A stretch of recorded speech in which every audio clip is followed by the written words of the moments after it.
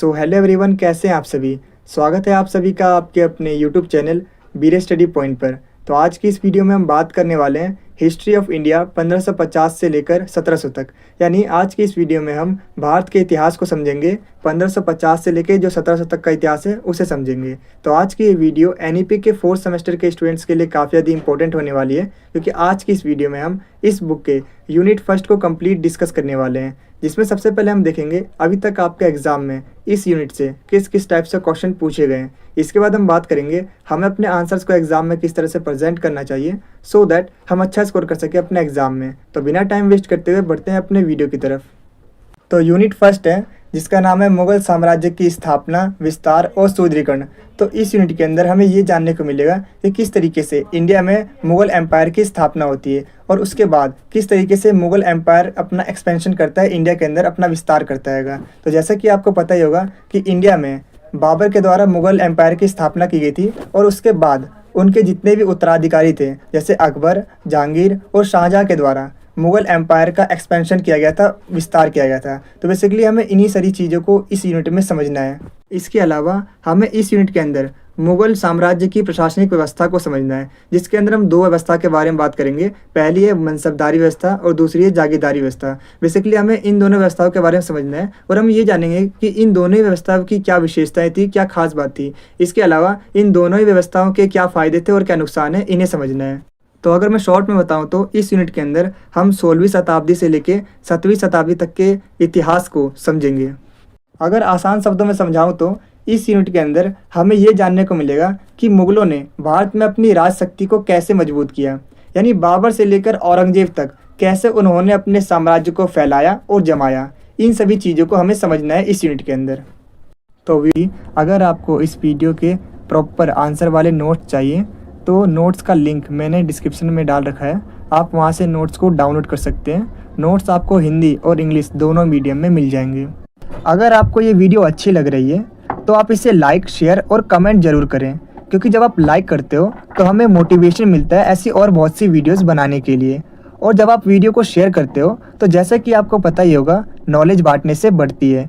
और जब आप हमारी वीडियो पर कमेंट करते हो तो हमें ये पता चलता है कि हम अपनी वीडियो में और क्या इम्प्रूव कर सकते हैं। और मैं आपको बता दूं कि 5 मिनट की वीडियो को बनाने में काफ़ी मेहनत और 1 से 2 घंटे का समय लगता है। तो आप हमारी वीडियो को लाइक, शेयर और कमेंट ज़रूर करें, ताकि हम आपके लिए ऐसी ही और वीडियोस को ला सकें। और कमेंट में ये ज़रूर बताना कि आपको नेक्स्ट वीडियो किस टॉपिक पर चाहिए। तो चलिए वीडियो में आगे बढ़ते हैं। और वीडियो में आगे बढ़ने से पहले चलिए हम देखते हैं कि अभी तक आपके एग्जाम में इस यूनिट से किस किस टाइप से क्वेश्चन पूछे गए हैं। तो जैसा कि आप देख पा रहे हो, ये पहले टाइप का क्वेश्चन है जो कि आपके एग्जाम में पूछा गया है। और अगर आप इन सभी क्वेश्चंस को पढ़ते हो तो आप एक कंक्लूजन पे पहुंचोगे कि इन सभी क्वेश्चंस में हमें बताना है कि मुगलों ने भारत में अपनी राजशक्ति को कैसे मजबूत किया, यानी बाबर से लेकर औरंगजेब तक कैसे उन्होंने अपने साम्राज्य को फैलाया और जमाया। इसके बारे में हमें एक्सप्लेन करना है इस क्वेश्चन के अंदर। तो चलिए अब हम आगे बढ़ते हैं अपने आंसर की तरफ। तो आंसर में सबसे पहले हम एक इंट्रोडक्शन लाइन लिखेंगे, यानी प्रस्तावना लिखेंगे। तो मुगलों ने 16वीं और 17वीं शताब्दी में भारत में अपनी राजशक्ति को मजबूत करने के लिए कई कदम उठाए। इन कदमों में सैन्य विजय, कुशल प्रशासन, कूटनीति संबंध, सांस्कृतिक समन्वय, धार्मिक सहिष्णुता और आर्थिक विकास शामिल थे। इन प्रयासों ने मुगल साम्राज्य को एक शक्तिशाली और स्थिर साम्राज्य बना दिया। मुगलों ने अपनी शक्ति का विस्तार बाबर के 1526 में पानीपत की लड़ाई जीतने से शुरू किया। इसके बाद अकबर, जहांगीर और शाहजहाँ जैसे सम्राटों ने लगातार साम्राज्य का एक्सपेंशन किया, यानी विस्तार किया। तो कुल मिलाकर मुगलों ने ताकत, समझदारी और नीतियों के सही इस्तेमाल से अपने साम्राज्य को मजबूत किया। बाबर ने शुरुआत की और उसके बाद उनके उत्तराधिकारी अकबर, जहांगीर और शाहजहाँ ने इसे पूरे भारत में फैला दिया। तो आइए अब हम एक एक करके बात करते हैं इन सभी के रणनीतियों के बारे में, यानी पॉलिसीज़ के बारे में। इसकी पहली पॉलिसी है सैन्य रणनीति, दूसरी है राजपूत गठन की नीति, तीसरी है धार्मिक नीतियाँ, चौथी है प्रशासनिक सुधार की नीति और पांचवी है सांस्कृतिक एकीकरण की नीति और छठी है आर्थिक नीति। तो ये वो सभी पॉलिसीज़ थी जिनको अपना के इन्होंने भारत में अपना एक्सपेंशन किया, अपना विस्तार किया। तो चलिए एक एक करके इन सभी को थोड़ा सा और डिटेल में समझते हैं। तो फर्स्ट है सैन्य रणनीतियाँ, जिसमें सबसे पहले हम बात करेंगे प्रारंभिक विजय के बारे में। इसके बाद हम बात करेंगे दक्कन अभियान के बारे में, फिर हम बात करेंगे पेशेवर सेना के बारे में और लास्ट में हम बात करेंगे सामरिक किलेबंदी के बारे में। तो आइए एक एक करके इन्हें थोड़ा सा और डिटेल में समझते हैं। और सबसे पहले हम बात करते हैं प्रारंभिक विजय के बारे में। तो मैं आपको बता दूं कि बाबर ने 1526 में पानीपत की पहली लड़ाई में इब्राहिम लोदी को हराया। इसके बाद उन्होंने दिल्ली और आगरा पर कब्जा कर लिया, जिससे उत्तर भारत में मुगल शासन की नींव पड़ी। उनके बाद उनके उत्तराधिकारियों ने भी सैन्य अभियानों के माध्यम से उत्तर भारत के अन्य हिस्सों पर मुगल साम्राज्य का विस्तार किया। आसान शब्दों में बाबर की जीत ने मुगलों के लिए भारत में राज करने का रास्ता खोल दिया। इसके बाद उनके वंशजों ने लगातार लड़ाइयाँ जीतकर अपने साम्राज्य का विस्तार किया। नेक्स्ट है दक्कन अभियान। मुगलों ने दक्कन क्षेत्र में कई युद्ध किए और बीजापुर, गोलकुंडा और अहमदनगर जैसी शक्तिशाली सल्तनत को हराकर वहां भी अपनी सत्ता स्थापित की। यानी मुगलों ने दक्कन क्षेत्र में भी अपनी ताकत दिखाई और बीजापुर, गोलकुंडा और अहमदनगर जैसे बड़े राज्यों को जीतकर अपना राज्य फैला लिया। इस तरह उन्होंने दक्कन में भी अपनी सत्ता को मजबूत कर लिया। नेक्स्ट है पेशेवर सेना। तो मुगलों ने बहुत ही ज़्यादा एजुकेटेड और डिसिप्लिन सेना बनाई थी, जिसमें घुड़सवार और पैदल सैनिक शामिल थे। और ये जो सेना थी ये युद्ध की दृष्टि से काफ़ी ज़्यादा मजबूत थी। मतलब मुगलों ने एक मजबूत और प्रोफेशनल सेना बनाई जो हर लड़ाई में उनकी सबसे बड़ी ताकत बन गई।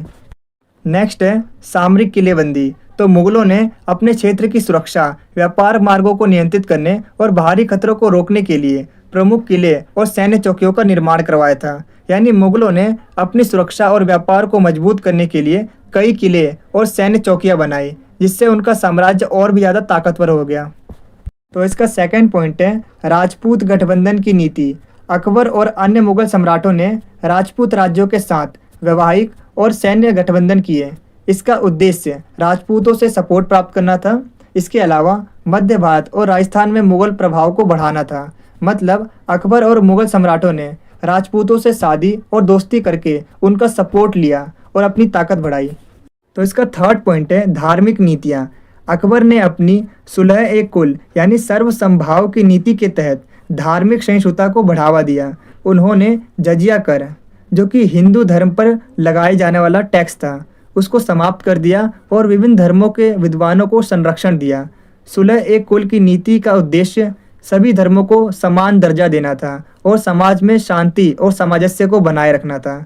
यानी अकबर ने सभी धर्मों को इक्वल रिस्पेक्ट दी और जजिया कर को हटा दिया ताकि समाज में शांति बनी रहे।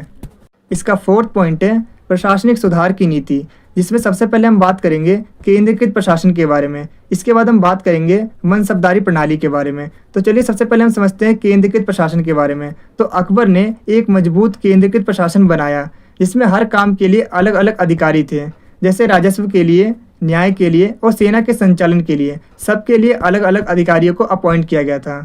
अब हम बात करते हैं मनसबदारी प्रणाली के बारे में। मनसबदारी प्रणाली में अधिकारियों और सैनिकों को उनकी योग्यता और वफादारी के आधार पर मनसब यानी रैंक दिया जाता था। ये व्यवस्था मुगल साम्राज्य की सेना और प्रशासन को मजबूत करने में मदद करती थी। मतलब मनसबदारी प्रणाली में लोगों को उनकी मेहनत और योग्यता के हिसाब से एक पद यानी जॉब दिया जाता था, जिससे सेना और शासन मजबूत हुआ। तो इसका फिफ्थ पॉइंट है सांस्कृतिक एकीकरण की नीति, जिसमें सबसे पहले हम बात करेंगे फारसी संस्कृति को बढ़ावा। इसके बाद हम बात करेंगे समन्वयात्मक वास्तुकला के बारे में। तो चलिए एक एक करके इन दोनों को थोड़ा सा और डिटेल में समझते हैं। सबसे पहले हम बात करने वाले हैं फारसी संस्कृति को बढ़ावा के बारे में। तो मुगलों ने फारसी भाषा, साहित्य और संस्कृति को बढ़ावा दिया और फारसी भाषा दरबार और प्रशासन की आधिकारिक भाषा बन गई, जिससे एकता और प्रशासनिक दक्षता को बढ़ावा मिला। अब हम बात करते हैं समन्वयात्मक वास्तुकला के बारे में। तो मुगलों ने ताजमहल, लाल किला और जामा मस्जिद जैसे भव्य इमारतों का निर्माण करवाया, जो न सिर्फ मुगल वास्तुकला की कला को दिखाता है, बल्कि ये शाही शक्ति, सांस्कृतिक समन्वय और धार्मिक सहिष्णुता का प्रतीक भी है। मतलब मुगलों ने ताजमहल, लाल किला और जामा मस्जिद जैसे खूबसूरती इमारतें बनवाई, जो कि धार्मिक सहिष्णुता का प्रतीक भी था। तो इसका लास्ट पॉइंट है आर्थिक नीतियाँ, जिसमें सबसे पहले हम बात करेंगे व्यापार और वाणिज्य के बारे में। उसके बाद हम बात करेंगे बुनियादी ढांचे और विकास के बारे में। तो आइए सबसे पहले हम समझते हैं व्यापार और वाणिज्य को। तो मुगल साम्राज्य का व्यापार नेटवर्क बहुत ही ज़्यादा समृद्ध था। उन्होंने व्यापारियों को सुरक्षा दी और पड़ोसी राज्यों के साथ व्यापारिक समझौते किए। इससे व्यापार और वाणिज्य दोनों में वृद्धि हुई। आसान शब्दों में बताऊं तो मुगलों ने व्यापारियों को सिक्योरिटी दी और पड़ोसी देशों के साथ अच्छे व्यापार एग्रीमेंट किए, जिससे कि जो बिजनेस है उससे प्रोत्साहन मिला, बिजनेस तेजी से आगे बढ़ा। तो आइए अब हम बात करते हैं बुनियादी ढांचे के विकास के बारे में। तो मुगलों ने सड़कों, पुलों, जल मार्गों और बाजार का निर्माण करवाया, जिससे व्यापार और संचार के रास्ते आसान हुए और आर्थिक विकास तेजी से हुआ। मतलब मुगलों ने रोड्स, ब्रिजेस, मार्केट्स बनवाए, जिससे ट्रेड और कम्युनिकेशन और भी ज़्यादा आसान हो गया। तो आइए अब हम बात करते हैं इसके कंक्लूजन की तरफ।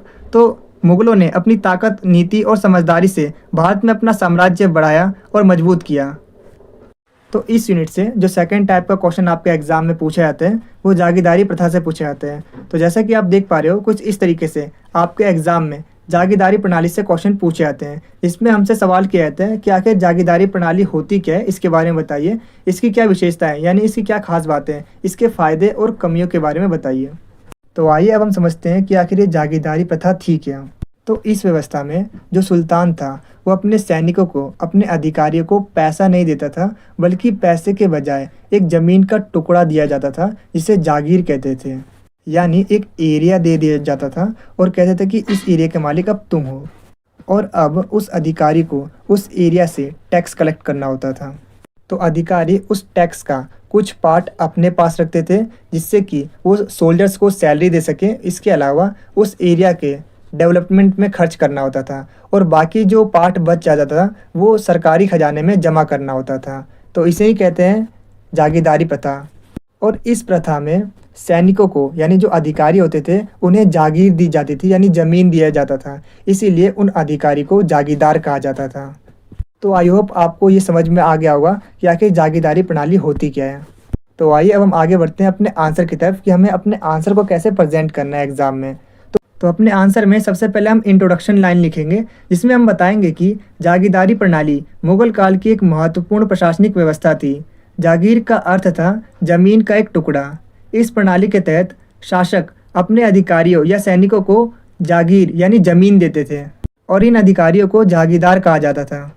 ये जागीरदार उस भूमि पर शासन करते थे और टैक्स कलेक्ट करते थे, और इसके बदले वे शासक को सैन्य या प्रशासनिक सेवाएं देते थे। कुल मिलाकर जागीरदारी प्रणाली मुगल शासन को मजबूत बनाने का एक तरीका था, लेकिन धीरे धीरे इस सिस्टम में भ्रष्टाचार और किसानों का शोषण होने लगा।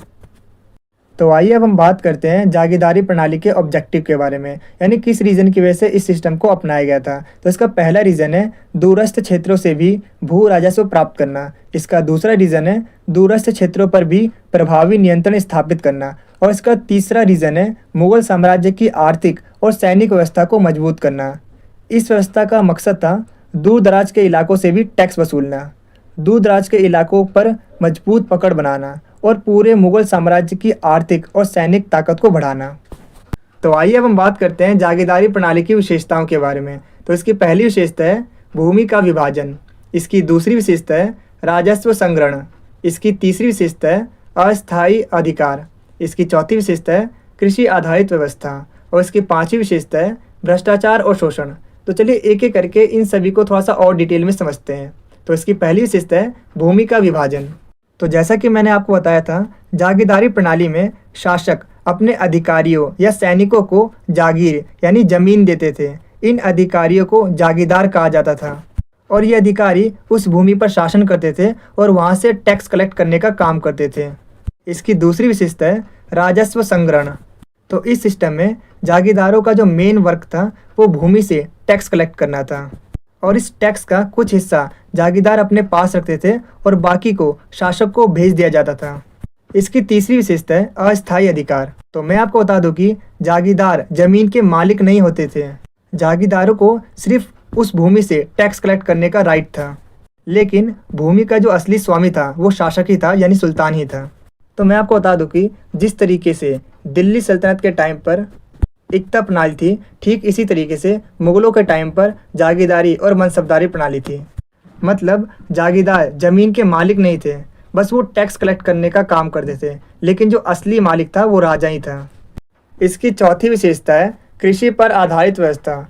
जागीरदारी व्यवस्था एक तरह से कृषि पर आधारित व्यवस्था थी, जिसमें जागीरदारों की आय मुख्य रूप से कृषि से आती थी, क्योंकि अधिकांश भारतीय समाज उस समय कृषि पर आधारित था। ये प्रणाली किसानों पर निर्भर थी, जो भूमि पर काम करते थे और अपनी उपज से एक हिस्सा जागीरदारों को देते थे। मतलब जागीरदारी पूरी तरह से कृषि पर टिकी थी। किसान मेहनत करते थे और अपनी फसल का हिस्सा जागीरदार को देते थे। और इसकी पांचवी विशेषता है भ्रष्टाचार और शोषण। कई जागीरदार अपनी शक्तियों और अधिकारों का दुरुपयोग करते थे। वे किसानों से ज़्यादा टैक्स वसूलते थे लेकिन शासक को कम देते थे। इससे किसानों पर टैक्स ज़्यादा बढ़ने लग गया, जिससे कि उनका शोषण होने लगा। तो आइए अब हम बात करते हैं जागीरदारी प्रथा के लाभों के बारे में, इसके क्या फ़ायदे थे। तो इसका पहला फ़ायदा है राजस्व व्यवस्था का कुशल प्रबंधन। इसका दूसरा फ़ायदा है ग्रामीण अर्थव्यवस्था का विकास। इसका तीसरा एडवांटेज है सेना का वित्त पोषण। और इसका चौथा फ़ायदा था सैन्य शक्ति में वृद्धि और युद्ध के समय में मददगार। तो आइए एक एक करके इन सबको थोड़ा सा और डिटेल में समझते हैं। तो इसका पहला फ़ायदा था राजस्व व्यवस्था का कुशल प्रबंधन। इस सिस्टम से मुगल साम्राज्य को हर इलाके से टैक्स मिलना आसान हो गया था। उस टैक्स का इस्तेमाल मुगल शासक अपनी सेना को सैलरी देने और साम्राज्य के संचालन में करते थे। यानी इस सिस्टम से मुगल शासक को टैक्स मिलता था, जिससे वो अपनी सेना और साम्राज्य के संचालन में खर्च करते थे। तो इसका दूसरा फ़ायदा था ग्रामीण अर्थव्यवस्था का विकास। तो जागीरदार टैक्स के धन का इस्तेमाल खेती और सिंचाई की व्यवस्थाओं को बेहतर बनाने के लिए करते थे, ताकि किसानों की आमदनी बढ़े और इससे ग्रामीण अर्थव्यवस्था का विकास हुआ। इसका अगला फ़ायदा था सेना का वित्त पोषण। तो मैं आपको बता दूं कि जागीरदार टैक्स के पैसों से सैनिकों को वेतन यानी सैलरी देते थे। इसका अगला फ़ायदा है सैन्य शक्ति में वृद्धि और युद्ध के समय में मददगार। तो मैं आपको बताना चाहूँगा कि जब युद्ध में शासक को सेना की सहायता की ज़रूरत पड़ती थी तो जागीरदार शासक को सैन्य सहायता प्रोवाइड करते थे। जागीरदारों को अपनी खुद की सेना रखने का अधिकार था। इससे मुगल साम्राज्य की सैन्य शक्ति और सुरक्षा मजबूत हुई थी। आसान शब्दों में समझाऊँ तो जब शासक को मदद चाहिए होती थी तो जागीरदार अपनी सेना भेजते थे, जिससे मुगल साम्राज्य की सैन्य शक्ति बढ़ती थी। तो आइए अब हम बात करते हैं जागीरदारी प्रणाली के नकारात्मक परिणाम के बारे में, यानी इसकी क्या कमियां थी। तो इसकी पहली कमी थी करप्शन। इसकी दूसरी कमी थी विद्रोह का खतरा और इसकी तीसरी कमी थी किसानों का शोषण। तो चलिए एक एक करके इन सभी को थोड़ा सा और डिटेल में समझते हैं। तो इसकी पहली कमी थी भ्रष्टाचार। तो कई जागीरदार अपने पद और अधिकारों का दुरुपयोग करते थे, जिससे करप्शन बढ़ता था और प्रशासन में अस्थिरता आती थी। यानी इस सिस्टम में भी करप्शन की प्रॉब्लम थी। इसकी दूसरी कमी थी विद्रोह का खतरा। शक्तिशाली जागीरदार कई बार शासक के खिलाफ बगावत कर देते थे, इससे साम्राज्य अस्थिर हो जाता था। इसकी तीसरी कमी थी किसानों का शोषण। किसानों से ज़रूरत से ज़्यादा टैक्स लिया जाता था। इससे किसानों पर टैक्स का दबाव बढ़ने लगा, जिससे किसानों की आर्थिक स्थिति खराब होने लगी। तो आइए अब हम बात करते हैं इसके कंक्लूजन के बारे में। तो जागीरदारी प्रणाली ने मुगल साम्राज्य को मजबूत बनाया, लेकिन धीरे धीरे इसमें करप्शन और किसानों का शोषण जैसी समस्याएं सामने आने लगी। तो इस यूनिट से जो थर्ड टाइप का आपके एग्जाम में क्वेश्चन पूछा जाता है वो अकबर की मनसबदारी प्रणाली से पूछा जाता है। तो जैसा कि आप देख पा रहे हो, कुछ इस तरीके से आपके एग्जाम में क्वेश्चन पूछे जाते हैं अकबर की मनसबदारी प्रणाली से। और मैं आपको बताना चाहूँगा, जो अभी हमने जागीरदारी प्रणाली पढ़ी थी, ठीक उसी तरीके से ये भी मनसबदारी प्रणाली सेम है। और इसके अंदर भी हमें बताना होता है कि आखिर मनसबदारी प्रणाली होती क्या है, इसकी क्या विशेषता है, इसके क्या फ़ायदे थे और उसके क्या नुकसान थे, उसके बारे में बताइए। और दोनों जो प्रणाली है, दोनों जो सिस्टम है वो ऑलमोस्ट सेम है, बस दोनों में नाम का फ़र्क है। वहाँ पर जो अधिकारी होते थे उसे जागीरदार कहा जाता था और यहाँ पर बस नाम चेंज कर दिया है। यहाँ पर जो प्रणाली का नाम है वो मनसबदारी प्रणाली है, जो कि अकबर के द्वारा स्टार्ट की गई थी। तो अपने आंसर को हम इंट्रोडक्शन से स्टार्ट करेंगे, जिसमें हम बताएंगे कि मनसबदारी प्रणाली मुगल साम्राज्य की एक महत्वपूर्ण प्रशासनिक व्यवस्था थी, जो सम्राट अकबर के द्वारा शुरू की गई थी। इसका ऑब्जेक्टिव साम्राज्य के प्रशासन और सैन्य व्यवस्थाओं को मजबूत करना था। मनसबदारी प्रणाली में अधिकारियों और सैनिकों की योग्यता और वफादारी के आधार पर मनसब यानी रैंक दिया जाता था, जिसके आधार पर उन्हें सैलरी, जमीन और प्रशासनिक जिम्मेदारी रिस्पॉन्सिबिलिटी दी जाती थी। शॉर्ट में बताऊं तो मनसबदारी प्रणाली ने अकबर के शासन को बेहतर बनाया, लेकिन इसमें कुछ कमियां भी थी। तो आइए अब हम बात करते हैं मनसबदारी प्रणाली की विशेषताओं के बारे में, यानी इसकी क्या खास बात थी। तो इसकी पहली विशेषता है मनसब यानी पद या रैंक। इसकी दूसरी विशेषता है वेतन यानी सैलरी। इसकी तीसरी विशेषता है सैन्य और प्रशासनिक कर्तव्य। तो चलिए एक एक करके इन सभी को थोड़ा सा और डिटेल में समझते हैं। तो सबसे पहले हम बात करते हैं मनसब यानी पद या रैंक के बारे में। तो मनसबदारी प्रणाली में मनसब शब्द का अर्थ था पद या रैंक। मनसबदारी प्रणाली में अधिकारियों और सैनिकों को उनकी योग्यता और वफादारी के आधार पर मनसब यानी रैंक दिया जाता था। ये रैंक 10 से लेकर 5000 तक हो सकती थी, यानी एक व्यक्ति का जो पद है वो छोटा या बड़ा हो सकता है। अधिकारियों और सैनिकों को उनकी योग्यता के अनुसार ये रैंक दिया जाता था, यानी पोजीशन दिया जाता था, जिसमें जिसकी रैंक जितनी ज़्यादा होगी उससे उतनी ज़्यादा सैलरी और पावर मिलेगी। तो इसकी अगली विशेषता है वेतन यानी सैलरी। अब इन्हें सैलरी कैसे मिलती थी? मनसबदारों को उनकी रैंक के आधार पर जगत यानी सैलरी मिलती थी। वेतन भूमि से मिलने वाले टैक्स के रूप में आता था, जिसे मनसबदार अपने क्षेत्र से प्राप्त करते थे। जैसे उच्च रैंक के मनसबदारों को अधिक सैलरी मिलती थी, मतलब कि मनसबदारों को उनकी रैंक के हिसाब से सैलरी दिया जाता था, जो भूमि से मिलने वाले टैक्स के रूप में मिलता था। और ज़्यादा रैंक यानी ज़्यादा सैलरी। इसकी तीसरी विशेषता है सैन्य और प्रशासनिक कर्तव्य। मनसबदारों को प्रशासनिक कार्यों की जिम्मेदारी दी जाती थी, जैसे शांति व्यवस्था को बनाए रखना, साम्राज्य की रक्षा करना और सैन्य सहायता प्रदान करना। मतलब मनसबदारों को शांति बनाए रखना, साम्राज्य की रक्षा करना और सेना की मदद करने का काम दिया जाता था।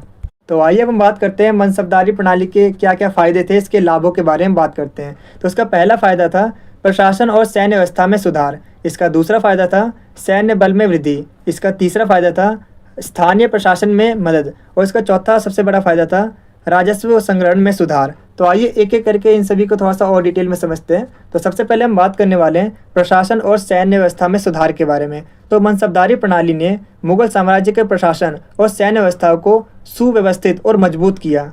मनसबदारों के पास प्रशिक्षित और पेशेवर सैनिक होते थे, जिससे युद्धों में मदद मिलती थी। मतलब कि मनसबदारी प्रणाली ने मुगल साम्राज्य की सेना और प्रशासन को मजबूत किया। मनसबदारों के पास अच्छे सैनिक होते थे जो लड़ाई में मदद करते थे। इसका दूसरा फायदा था सैन्य बल में वृद्धि। मनसबदारों को सैनिकों की भर्ती और उन्हें प्रशिक्षित करने का काम सौंपा जाता था, जिससे मुगल साम्राज्य की सेना मजबूत बनी। मतलब कि मनसबदारों को सैनिकों की भर्ती और ट्रेनिंग देने का काम दिया जाता था, जिससे मुगल सेना मजबूत हुई। इसका तीसरा फायदा है स्थानीय प्रशासन में मदद। मनसबदारों को विभिन्न क्षेत्रों में प्रशासनिक कर्तव्य की जिम्मेदारी दी जाती थी, जिससे स्थानीय प्रशासन में सुधार हुआ और सम्राट को स्थानीय स्थिति का सही और तत्काल जानकारी मिली। इसका अगला सबसे बड़ा फायदा था राजस्व संग्रहण में सुधार। मनसबदारों को उनकी रैंक के अकॉर्डिंग भूमि दी जाती थी, जिससे वे अपने क्षेत्र से टैक्स कलेक्ट करते थे। इससे राज्य के खजाने को भरने में मदद मिलती थी और इस टैक्स का इस्तेमाल मुगल शासक अपनी सेना को सैलरी देने और साम्राज्य के संचालन में करते थे।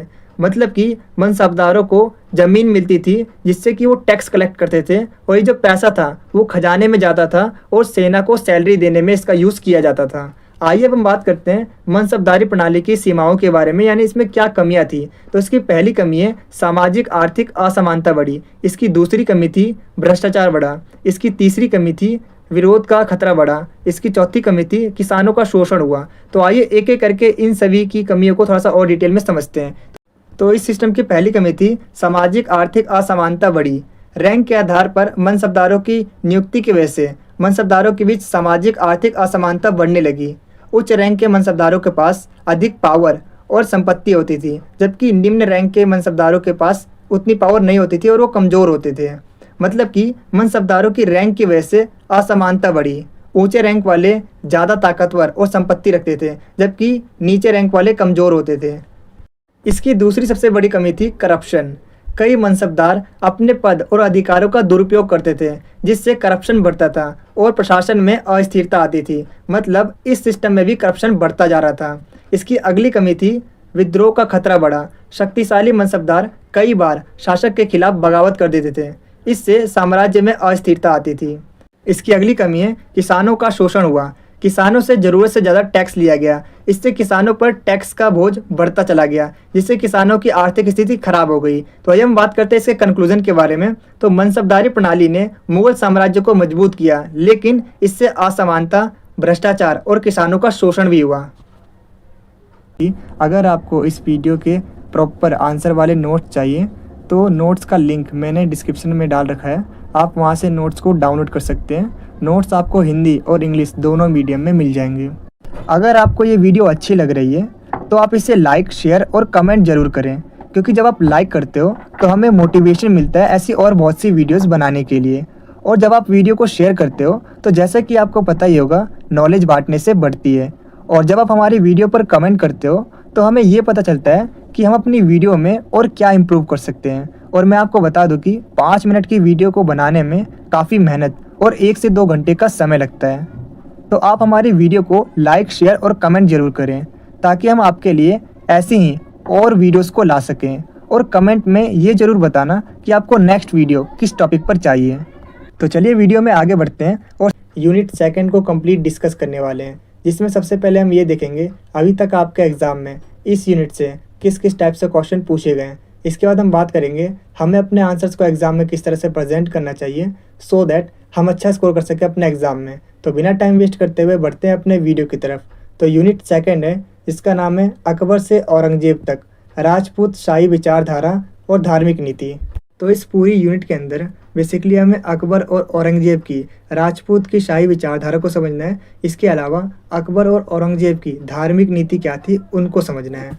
लेकिन इससे पहले चलिए हम देखते हैं कि अभी तक आपके एग्ज़ाम में इस यूनिट से किस किस टाइप से क्वेश्चन पूछे गए हैं। तो जो पहले टाइप का क्वेश्चन पूछा गया है, जैसे कि आप स्क्रीन पर देख सकते हो, कुछ इस तरीके से आपके एग्जाम में क्वेश्चन पूछे जाते हैं। और अगर आप इन सभी क्वेश्चंस को पढ़ोगे तो आप एक कंक्लूजन पर पहुंचोगे कि इन सभी क्वेश्चन में बेसिकली आपसे अकबर की धार्मिक नीति के बारे में पूछा जा रहा है।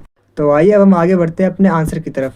तो अपने आंसर को स्टार्ट करने से पहले सबसे पहले हम एक इंट्रोडक्शन देंगे, जिसमें हम बताएंगे कि अकबर एक कुशल शासक था। अकबर को धार्मिक दृष्टि से सहिष्णु और उदार शासक माना जाता है। अकबर ने मुगल साम्राज्य को एकीकृत और स्थिर करने के लिए धार्मिक सहिष्णुता, राजनीतिक समझौते और क्षेत्रीय शक्तियों के सहयोग की नीति अपनाई और इस नीति में राजपूतों की इम्पोर्टेंट भूमिका रही। अकबर ने धार्मिक कट्टरता को त्याग कर सुलह ए कुल यानी सभी के साथ शांति की नीति को अपनाया। कुल मिलाकर अकबर एक समझदार और सहनशील शासक था, जिसने सभी धर्मों को बराबरी दी और सबके साथ मिलकर शांति से राज चलाया और शासन किया। इसी वजह से उसका शासन मजबूत और सफल बना। तो आइए अब हम बात करते हैं अकबर की धार्मिक नीति के बारे में। तो अकबर की पहली नीति थी सुलह ए कुल यानी सभी के साथ शांति की नीति। सेकंड है जजिया कर की समाप्ति। थर्ड है इबादत खाना की स्थापना। फोर्थ है हिंदू मंदिरों का संरक्षण। फिफ्थ है हिंदुओं को प्रशासन में भागीदारी। सिक्स्थ है हिंदू पर्वों में भागीदारी। और लास्ट है इस्लामी धर्म गुरुओं की शक्ति पर नियंत्रण। तो आइए एक एक करके इन सभी को थोड़ा सा और डिटेल में समझते हैं। तो फर्स्ट है सुलह ए कुल यानी सभी के साथ शांति की नीति। ये नीति अकबर की धार्मिक नीति का आधार था। सुलह ए कुल इसका मतलब होता है सभी के साथ शांति, सहिष्णुता और समानता का व्यवहार करना। इसमें किसी भी एक धर्म को सर्वोच्च नहीं माना जाता, बल्कि सभी धर्मों का सम्मान किया जाता है और सभी धर्मों को इक्वल माना जाता है। अकबर ने सुलह ए कुल की नीति को अपनाया, जो अकबर की धार्मिक सहिष्णुता को दिखाता है, यानी सभी धर्मों के प्रति एक समान सम्मान की भावना। अकबर ने किसी एक धर्म को सर्वोच्च ना मानकर धर्मनिरपेक्ष शासन की नींव रखी। अगर सिंपल वर्ड्स में बताऊँ तो मुगल टाइम पीरियड के दौरान सभी शासक अपने ही धर्म इस्लाम धर्म को सर्वोच्च मानते थे, लेकिन अकबर ने सभी धर्मों को बराबरी का स्थान दिया। ये बहुत ही प्रगतिशील सोच थी, यानी ये अकबर की बहुत एक यूनिक सोच थी। इसका सेकंड पॉइंट है जजिया कर की समाप्ति। जजिया एक तरह का टैक्स था जो कि सिर्फ गैर मुसलमान से लिया जाता था। ये टैक्स भेदभाव का प्रतीक था। अकबर ने इसे 1556 में पूरी तरह से समाप्त कर दिया। ये अकबर की धार्मिक समानता की भावना को दिखाता है। इससे हिंदू लोगों में अकबर के प्रति सम्मान और विश्वास बढ़ा। इसका थर्ड पॉइंट है इबादत खान की स्थापना। तो मैं आपको बताना चाहूँगा कि फतेहपुर सिकरी में एक भवन बनवाया गया जिसे इबादत खान कहा गया। वहाँ पर हर एक शुक्रवार को विभिन्न धर्मों के विद्वान जैसे मुस्लिम, हिंदू, जैन, बौद्ध, ईसाई, पारसी सभी वहाँ पर एकत्र होते थे, यानी इकट्ठा होते थे। वे धार्मिक और दार्शनिक विषयों पर बहस और संवाद करते थे। नेक्स्ट पॉइंट है हिंदू मंदिरों का संरक्षण। तो मैं आपको बताना चाहूँगा कि अकबर ने कई मंदिरों को तोड़ने से मना किया और बहुत से मंदिरों को रिपेयर भी करवाया। नेक्स्ट पॉइंट है हिंदुओं को प्रशासन में भागीदारी। अकबर धार्मिक रूप से सहिष्णु था, इसीलिए अकबर ने अपने दरबार के प्रशासनिक कार्यों में सभी धर्मों के लोगों को शामिल किया, जैसे बीरबल, राजा मानसिंह, राजा टोडरमल, इन सभी को ऊंचे पद दिए गए। नेक्स्ट पॉइंट है हिंदू पर्वों में भागीदारी। तो मैं आपको बताना चाहूँगा कि अकबर ने कई हिंदू पर्वों का सम्मान करने के लिए हिंदू पर्वों में भाग लिया यानी पार्टिसिपेट किया, जैसे रक्षाबंधन, दीपावली, इन सभी में अकबर ने पार्टिसिपेट किया। नेक्स्ट पॉइंट है इस्लामी धर्म गुरुओं की शक्तियों पर कंट्रोल। पहले मुगल दरबार में मौलवियों और इस्लाम धर्म गुरुओं का बहुत वर्चस्व था, लेकिन अकबर ने इस्लामी धर्म गुरुओं की राजनीतिक शक्तियों को सीमित कर दिया और अकबर ने ये क्लैरिफाई कर दिया कि राज्य के मामले में धर्म का हस्तक्षेप नहीं चलेगा। आसान शब्दों में कहे तो अकबर ने इस्लामिक धर्म गुरुओं की राजनीतिक ताकतों को कम कर दिया और ये तय किया कि धर्म राज्य के फैसले में दखल नहीं देगा। तो आइए अब हम आगे बढ़ते हैं इसके कंक्लूजन की तरफ। तो मैं आपको बताना चाहूँगा कि अकबर की धार्मिक नीति सब धर्मों के सम्मान और समानता पर आधारित थी, जिससे मुगल शासन मजबूत और स्थिर बना। तो इस यूनिट से जो सेकंड टाइप का आपके एग्जाम में क्वेश्चन पूछा जाता है वो अकबर और राजपूतों के बीच संबंध से पूछा जाता है। तो जैसा कि आप देख पाओगे कुछ इस तरीके से आपके एग्जाम में क्वेश्चन पूछे जाते हैं और अगर आप इन सभी क्वेश्चंस को पढ़ोगे तो आप एक कंक्लूजन पर पहुंचोगे कि इन सभी क्वेश्चंस में बेसिकली आपसे पूछा जा रहा है कि अकबर के अधीन जो शाही सत्ता की एकीकृत की जो नीति थी उसको बताइए और जो मुगल राजपूत के जो संबंध थे उसको एक्सप्लेन कीजिए। तो अपने आंसर की स्टार्टिंग हम एक इंट्रोडक्शन लाइन से करेंगे जिसमें हम बताएंगे कि अकबर एक कुशल शासक था। अकबर को धार्मिक दृष्टि से सहिष्णु और उदार शासक माना जाता है। अकबर ने अपने साम्राज्य को एकीकृत और स्थिर करने के लिए धार्मिक सहिष्णुता, राजनीतिक समझौते और क्षेत्रीय शक्तियों के सहयोग की नीति को अपनाया। इस नीति में राजपूतों की महत्वपूर्ण भूमिका रही। अकबर ने धार्मिक कट्टरता को त्याग कर सुलह ए कुल यानी सभी के साथ शांति की नीति को अपनाया। तो आइए अब हम बात करते हैं अकबर की शाही सत्ता की एकीकरण की नीति, यानी किस तरीके से अकबर ने पूरे समाज को एकजुट किया और पावरफुल बना। तो फर्स्ट है धार्मिक सहिष्णुता, सेकंड है राजनीतिक विवाह, थर्ड है प्रशासन में भागीदारी, फोर्थ है स्थानीय स्वायत्तता का सम्मान। तो आइए एक एक करके इन सभी को थोड़ा सा और डिटेल में समझते हैं। तो फर्स्ट है धार्मिक सहिष्णुता। तो मैं आपको बताना चाहूँगा कि अकबर ने सुलह ए कुल यानी सर्वधर्म समभाव की नीति को अपनाया, जो अकबर की धार्मिक सहिष्णुता को दिखाता है, यानी सभी धर्मों के प्रति एक समान सम्मान भावना, यानी अकबर सभी धर्मों को इक्वल रिस्पेक्ट देता था। अकबर ने जजिया कर, जो कि हिंदुओं पर लगाया जाने वाला एक टैक्स था, उसे हटा दिया और अकबर ने किसी भी एक धर्म को सर्वोच्च न मानकर धर्मनिरपेक्ष शासन की नींव रखी। इसका सेकंड पॉइंट है राजनीतिक विवाह। तो मैं आपको बताना चाहूँगा कि अकबर ने कई राजपूत राजकुमारियों से विवाह किया, जैसे आमेर की जोधाबाई से विवाह। ये सिर्फ शादी नहीं थी, ये एक राजनीतिक समझौता था, एक एग्रीमेंट था। इससे मुगल और राजपूत के बीच आपसी सहयोग और विश्वास बढ़ा। नेक्स्ट है प्रशासन में भागीदारी। अकबर ने राजपूतों को अपनी सेना और प्रशासन में महत्वपूर्ण पद दिए, जैसे मानसिंह को मुगल सेना का सर्वोच्च सेनापति बनाया गया। टोडामल और राजा बीरबल को इम्पोर्टेंट पद मिले और ऊंचे पद मिले। इसका मतलब ये है कि मुगल साम्राज्य सिर्फ मुगलों का नहीं बल्कि राजपूत सहित भारत के सभी लोगों का साम्राज्य बन गया था। नेक्स्ट पॉइंट है स्थानीय स्वायत्तता का सम्मान। तो मैं आपको बताना चाहूँगा कि राजपूत राज्यों की सांस्कृतिक पहचान और धार्मिक स्वतंत्रता को बरकरार रखा गया। अकबर ने राजपूत राज्यों को अपने राज्य में स्वतंत्र रूप से शासन करने दिया। अकबर ने उनके धार्मिक रीति रिवाज, टैक्स व्यवस्था, परिवार परंपराएं सब कुछ जारी रखने दिया। इसकी वजह से मुगल और राजपूत संबंध मजबूत हुए। आसान शब्दों में अकबर ने राजपूत राज्यों को आज़ादी दी, उनके धार्मिक और सांस्कृतिक रीति रिवाजों का सम्मान किया, जिससे मुगल और राजपूत संबंध मजबूत हुए। तो आइए अब हम बात करते हैं मुगल राजपूत संबंधों के प्रभाव के बारे में, यानी इससे क्या इफेक्ट पड़ा।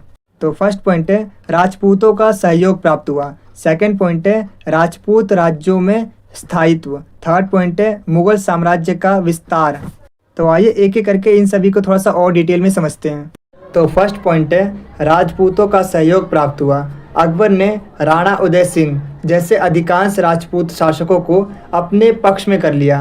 अमर सिंह, मान सिंह और भगत दास जैसे राजपूत मुगल दरबार के प्रमुख सेनापति बन गए। अगर आसान शब्दों में बताऊं तो अकबर ने राजपूतों को अपने साथ मिलाकर उन्हें महत्वपूर्ण पदों पर नियुक्त किया, यानी अपॉइंट किया, जिससे मुगल साम्राज्य और राजपूतों के बीच मजबूत सहयोग स्थापित हुआ। नेक्स्ट पॉइंट है राजपूत राज्यों में स्थायित्व। मुगल सत्ता से जुड़ने के बाद राजपूत राज्यों को बाहरी हमलों से सुरक्षा और एक शक्तिशाली सहयोग मिला। इसका थर्ड पॉइंट है मुगल साम्राज्य का विशाल विस्तार। राजपूतों की सैन्य शक्ति और सहयोग से अकबर ने बंगाल, गुजरात, अफगान सीमाओं तक अपने राज्य को फैला लिया। चलिए हम बात करते हैं इसके कंक्लूजन के बारे में। तो मैं आपको बताना चाहूँगा कि अकबर की एकीकरण की नीति ने राजपूत को महत्वपूर्ण पद दिए और उनके धार्मिक सांस्कृतिक अधिकारों का सम्मान किया। इससे मुगल राजपूत संबंध मजबूत हुए और साम्राज्य का विस्तार हुआ। तो इस यूनिट से अगर आपको इस वीडियो के प्रॉपर आंसर वाले नोट्स चाहिए तो नोट्स का लिंक मैंने डिस्क्रिप्शन में डाल रखा है, आप वहां से नोट्स को डाउनलोड कर सकते हैं। नोट्स आपको हिंदी और इंग्लिश दोनों मीडियम में मिल जाएंगे। अगर आपको ये वीडियो अच्छी लग रही है तो आप इसे लाइक, शेयर और कमेंट ज़रूर करें, क्योंकि जब आप लाइक करते हो तो हमें मोटिवेशन मिलता है ऐसी और बहुत सी वीडियोज़ बनाने के लिए। और जब आप वीडियो को शेयर करते हो तो जैसा कि आपको पता ही होगा, नॉलेज बांटने से बढ़ती है। और जब आप हमारी वीडियो पर कमेंट करते हो तो हमें ये पता चलता है कि हम अपनी वीडियो में और क्या इम्प्रूव कर सकते हैं। और मैं आपको बता दूं कि 5 मिनट की वीडियो को बनाने में काफ़ी मेहनत और 1 से 2 घंटे का समय लगता है। तो आप हमारी वीडियो को लाइक, शेयर और कमेंट ज़रूर करें, ताकि हम आपके लिए ऐसी ही और वीडियोज़ को ला सकें। और कमेंट में ये ज़रूर बताना कि आपको नेक्स्ट वीडियो किस टॉपिक पर चाहिए। तो चलिए वीडियो में आगे बढ़ते हैं। और तो इस यूनिट से जो नेक्स्ट टाइप का आपके एग्जाम में क्वेश्चन पूछा जाता है वो औरंगजेब की धार्मिक नीतियों पर पूछा जाता है, जिसमें आपसे एग्जाम में क्वेश्चन पूछा गया था औरंगजेब की धार्मिक नीतियों का विस्तार से वर्णन करें। तो अपने आंसर को हम एक इंट्रोडक्शन लाइन से स्टार्ट करेंगे, प्रस्तावना लिखेंगे, जिसमें हम बताएंगे कि औरंगजेब मुगल साम्राज्य का अंतिम शक्तिशाली शासक था। औरंगजेब की साम्राज्यवादी नीतियाँ धर्म और क्षेत्र विस्तार पर आधारित थी। उसने अपने शासन में पूरे भारत पर कंट्रोल करने की कोशिश की थी। कहने का मतलब है कि औरंगजेब ने धर्म के आधार पर नीतियां बनाई और पूरे भारत पर राज करने की कोशिश की। तो आइए अब हम बात करते हैं औरंगजेब की साम्राज्यवादी विचारधारा के बारे में, या फिर आप कह सकते हो औरंगजेब की धार्मिक नीतियों के बारे में। तो पहली नीति है इस्लामी रूढ़िवादी मान्यताओं को अपनाना। दूसरी नीति है इस्लामी संस्थाओं को बढ़ावा देना। तीसरी नीति है इस्लामी कानून लागू करना। चौथी नीति है शरिया का सख्ती से पालन करना। पांचवी नीति है गैर इस्लामी प्रथाओं पर रोक लगाना। छठी नीति है जजिया कर लगाना। सातवीं नीति है गैर मुस्लिम समुदायों की धार्मिक गतिविधियों पर रोक लगाना। और आठवीं नीति है मंदिरों का विनाश। तो आइए एक एक करके इन सभी नीतियों को थोड़ा सा और डिटेल में समझते हैं। तो औरंगजेब की पहली नीति थी इस्लामी रूढ़िवादी मान्यताओं को अपनाना। औरंगजेब ने सख्त सुन्नी इस्लामी मान्यताओं को अपनाया और इस्लाम के नियमों को कड़ाई से पालन किया और उनका पालन करवाया। मतलब औरंगजेब ने सख्त इस्लामी नियमों को अपनाया और इस्लाम के नियमों का कड़ाई से पालन किया। नेक्स्ट है इस्लामी संस्थाओं को बढ़ावा देना। उसने इस्लाम के विद्वानों, मौलवियों और इस्लामी स्कूल को समर्थन और संरक्षण दिया, ताकि इस्लामी पढ़ाई और कानून को फैलाया जा सके। मतलब औरंगजेब ने इस्लामी विद्वानों और स्कूल को बढ़ावा दिया ताकि इस्लामी शिक्षा और नियम फैल सके। नेक्स्ट है इस्लामी कानून लागू करना। औरंगजेब ने इस्लामी कानूनों को सख्ती से लागू किया। लोगों के सार्वजनिक आचरण जैसे कपड़े पहनना, व्यवहार करना, इन सब पर भी नियम कानून बनाए और जो इसे तोड़ता उसे सज़ा भी मिलती है। इसका मतलब है औरंगजेब ने इस्लामी कानूनों को कड़ाई से लागू किया और नियमों का उल्लंघन करने वालों को सज़ा दी। नेक्स्ट है शरिया का सख्ती से पालन करना। औरंगजेब ने शरिया आधारित कानूनों को और सख्ती से लागू करने की कोशिश की। समाज में शादी, संपत्ति, पारिवारिक मामले और अपराध के फैसले सब कुछ इस्लामी नियमों के अनुसार करवाया गया। औरंगजेब चाहता था कि लोग निजी ज़िंदगी भी इस्लाम के नियमों का पालन करके जिए। अगर सिंपल वर्ड्स में बताऊं तो औरंगजेब ने शरिया कानूनों को सख्ती से लागू किया और समाज के सभी मामलों को इस्लामी नियमों के अनुसार चलाने की कोशिश की। नेक्स्ट है गैर इस्लामिक प्रथाओं पर रोक लगाना।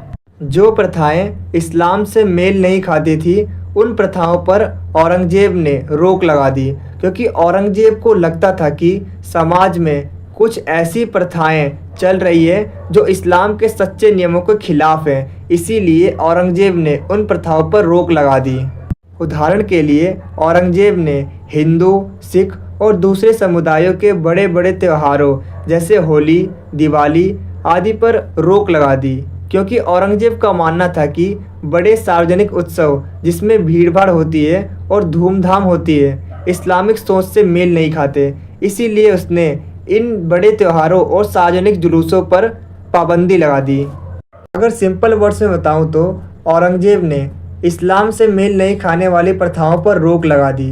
जितने भी जो बड़े त्यौहार थे या रैलियां थी वो मानते थे कि ये इस्लाम के सिद्धांत के खिलाफ हैं। औरंगजेब ने इस्लामिक नियमों को मजबूती से लागू किया, लेकिन इसकी वजह से समाज में कई समस्याएं और विरोध भी हुए।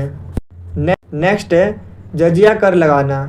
जजिया कर एक तरह का टैक्स था जिसे औरंगजेब ने गैर मुसलमानों जैसे हिंदू, सिख और जैन पर लगाया था, और ये टैक्स गैर मुसलमानों के लिए धार्मिक भेदभाव और वित्तीय बोझ के रूप में था। ये टैक्स उनके धर्म को बनाए रखने के लिए लिया जाता था। जैसे अगर कोई हिंदू है तो या तो वो इस्लाम धर्म में कन्वर्ट हो जाए, या फिर अगर उसे अपना धर्म मानना है तो उसको इसके लिए टैक्स देना पड़ेगा। नेक्स्ट है गैर मुस्लिम समुदायों की धार्मिक गतिविधियों पर रोक। औरंगजेब ने गैर मुस्लिम समुदायों की धार्मिक गतिविधियों पर भी कई रोकें लगाई, जैसे नए मंदिरों के निर्माण पर रोक लगाई, धार्मिक जुलूस निकालने पर रोक लगाई, बड़े त्योहारों को मनाने पर रोक लगाई। नेक्स्ट है मंदिरों का विनाश। औरंगजेब ने कुछ हिंदू मंदिरों को नष्ट करने का आदेश दिया। एग्जाम्पल के लिए वाराणसी में काशी विश्वनाथ मंदिर और मथुरा में कृष्ण जन्मभूमि मंदिर। औरंगजेब ने इन सभी मंदिरों को नष्ट करने का आदेश दिया था। तो आइए अब हम बात करते हैं इसके कंक्लूजन की तरफ। तो औरंगजेब की साम्राज्यवादी विचारधारा मुख्य रूप से इस्लामी नियमों को लागू करने और धर्म आधारित नियमों पर आधारित थी, जिसकी वजह से समाज में कई प्रॉब्लम्स हुए और कई विरोध भी उत्पन्न हुए। तो इस यूनिट से जो नेक्स्ट टाइप का आपका एग्ज़ाम में क्वेश्चन पूछा जाता है वो औरंगजेब की राजपूत की नीति पर पूछा जाता है। तो जैसा कि आप देख पा रहे हो कुछ इस तरीके से आपके एग्ज़ाम में क्वेश्चन पूछे जाते हैं, और अगर आप इन सभी क्वेश्चन को पढ़ते हो तो आप एक कंक्लूजन पे पहुंचोगे कि इन सभी क्वेश्चंस में बेसिकली हमें एक चीज़ को एक्सप्लेन करना है, और वो है औरंगजेब की राजपूत की नीति क्या थी, उसके क्या उद्देश्य थे, उसके क्या प्रभाव हुए, उन सभी को हमें एक्सप्लेन करना होता है अपने आंसर में। तो चलिए हम आगे बढ़ते हैं अपने आंसर की तरफ। तो अपने आंसर में सबसे पहले हम प्रस्तावना लिखेंगे, जिसमें हम बताएंगे कि औरंगजेब मुगल साम्राज्य का अंतिम शक्तिशाली मुगल शासक था जो अकबर और उसके बाद के शासकों से अलग था। अकबर ने राजपूतों को अपने साम्राज्य में महत्वपूर्ण स्थान दिया और कई राजपूतों को उच्च पदों पर अपॉइंट भी किया था, लेकिन औरंगजेब ने राजपूतों के साथ एक अलग नीति अपनाई। औरंगजेब अकबर की तरह राजपूतों के साथ मिलकर नहीं चला, जिससे मुगल साम्राज्य में पहले जैसी मजबूती नहीं रही। तो आइए अब हम बात करते हैं औरंगजेब की राजपूत की नीति के बारे में। फर्स्ट है औरंगजेब की नज़र में राजपूतों की भूमिका। सेकंड है राजपूतों से बिगड़ते संबंध। थर्ड है राजपूतों को कमज़ोर करने की कोशिश। तो आइए एक एक करके इनको थोड़ा सा और डिटेल में समझते हैं। तो फर्स्ट है औरंगजेब की नज़र में राजपूतों की भूमिका। औरंगजेब राजपूतों को एक सहयोगी की बजाय एक शक्ति के रूप में देखता था। औरंगजेब का मानना था कि किसी भी क्षेत्रीय शक्ति को इतनी ताकत न मिले कि वो मुगल साम्राज्य को चुनौती दे सके। इसीलिए औरंगजेब ने उनके महत्व और शक्ति को कम करने की कोशिश की। अगर सिंपल वर्ड्स में बताऊं तो औरंगजेब राजपूतों को दोस्त की तरह नहीं देखते थे, बल्कि एक खतरे की तरह देखते थे। इसीलिए उसने उनकी ताकतों को घटाने की कोशिश की। नेक्स्ट है राजपूतों से बिगड़ते संबंध। औरंगजेब के शासनकाल में कई बार मुगल और राजपूतों के बीच संघर्ष और युद्ध हुए। कई बार राजपूतों ने मुगल साम्राज्य से आज़ादी की मांग की, लेकिन हर बार औरंगजेब ने इसे दबाने के लिए सैन्य कार्रवाई की। मतलब औरंगजेब के टाइम पर राजपूतों से कई बार लड़ाई हुई क्योंकि वो आज़ादी चाहते थे, लेकिन औरंगजेब ने हमेशा उन्हें ज़ोर से दबाने की कोशिश की। नेक्स्ट है राजपूतों को कमज़ोर करने की कोशिश। औरंगजेब ने राजपूतों पर अपना कठोर नियंत्रण स्थापित करने के लिए राजपूतों को दबाने और उनकी शक्ति को कमज़ोर करने की कोशिश की थी, जिसका परिणाम ये हुआ कि मुग़ल और राजपूत संबंध खराब हो गए और कई राजपूतों ने मुग़ल साम्राज्य के खिलाफ विद्रोह भी कर दिया था। अगर सिंपल वर्ड्स में बताऊं तो औरंगजेब ने राजपूतों को कमज़ोर करने की कोशिश की, जिससे रिश्ते और ख़राब हो गए और कई राजपूतों ने उसके खिलाफ बगावत भी कर दी।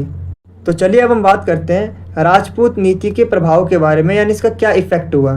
तो फर्स्ट है मुग़ल राजपूत संबंधों में दरार, सेकंड है राजपूत विद्रोह, थर्ड है औरंगजेब की दक्षिण नीति पर राजपूत विद्रोह का असर, फोर्थ है मुग़ल सैन्य शक्ति पर दबाव और फिफ्थ है मुग़ल साम्राज्य के पतन की शुरुआत। तो सिक्स है स्थानीय शक्तियों का उभार, सेवन है सामाजिक और राजनीतिक अस्थिरता और लास्ट एट है सांस्कृतिक और धार्मिक प्रभाव। तो आइए एक एक करके इन्हें थोड़ा सा और डिटेल में समझते हैं। तो फर्स्ट है मुग़ल राजपूत संबंधों में दरार।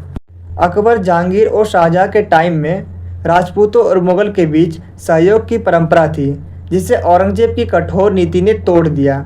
औरंगजेब के शासनकाल में कई बार मुग़ल और राजपूतों के बीच संघर्ष और युद्ध हुए।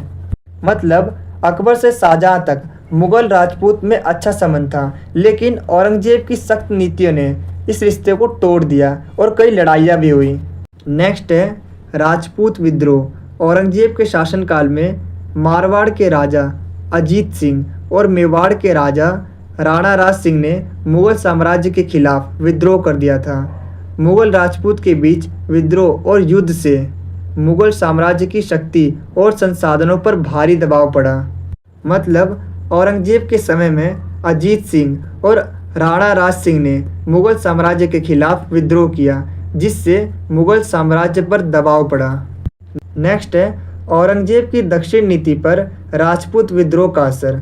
औरंगजेब के दक्षिण अभियान के दौरान ही उत्तर पश्चिम भारत, मुख्य रूप से राजस्थान में राजपूत विद्रोह हो रहा था, जिसकी वजह से औरंगजेब का ध्यान राजपूत विद्रोह में उलझ गया। राजपूतों के विद्रोह ने औरंगजेब को दक्षिण भारत पर पूरा ध्यान नहीं देने दिया। इससे दक्षिण के युद्ध लंबे चले, खर्च बढ़ा और मुग़ल साम्राज्य धीरे धीरे कमज़ोर होता गया, जो कि आगे चलकर मुग़ल साम्राज्य के पतन का कारण बना। अगर सिंपल वर्ड्स में बताऊं तो राजपूतों के विद्रोह ने औरंगजेब का ध्यान दक्षिण भारत से हटा दिया, जिससे दक्षिण के युद्ध लंबे चले और मुग़ल साम्राज्य कमज़ोर होने लगा। नेक्स्ट है मुग़ल सैन्य शक्ति पर दबाव। एक साथ कई मोर्चों पर युद्ध लड़ने से मुग़ल सेना थक गई और उसकी युद्ध क्षमता कमज़ोर हो गई। लंबे युद्धों में अपार धन, जन और समय की बर्बादी हुई। मतलब एक साथ कई मोर्चों पर युद्ध लड़ने से मुग़ल सेना कमज़ोर हो गई और लंबे संघर्षों ने धन, जन और समय की बर्बादी की।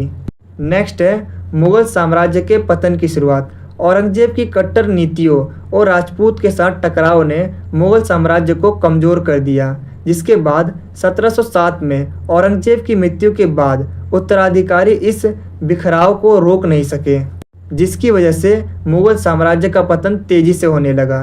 अगर सिंपल वर्ड्स में बताऊं तो औरंगजेब की कड़ी नीतियां और राजपूतों से संघर्षों ने मुग़ल साम्राज्य को कमज़ोर कर दिया और 1707 में उसकी मृत्यु के बाद इसके पतन की शुरुआत हुई। नेक्स्ट है स्थानीय शक्तियों का उभार। मुग़ल साम्राज्य के कमज़ोर होने से मराठा, सिख और राजपूत शक्तियों को स्वतंत्र रूप से उभरने का मौका मिला।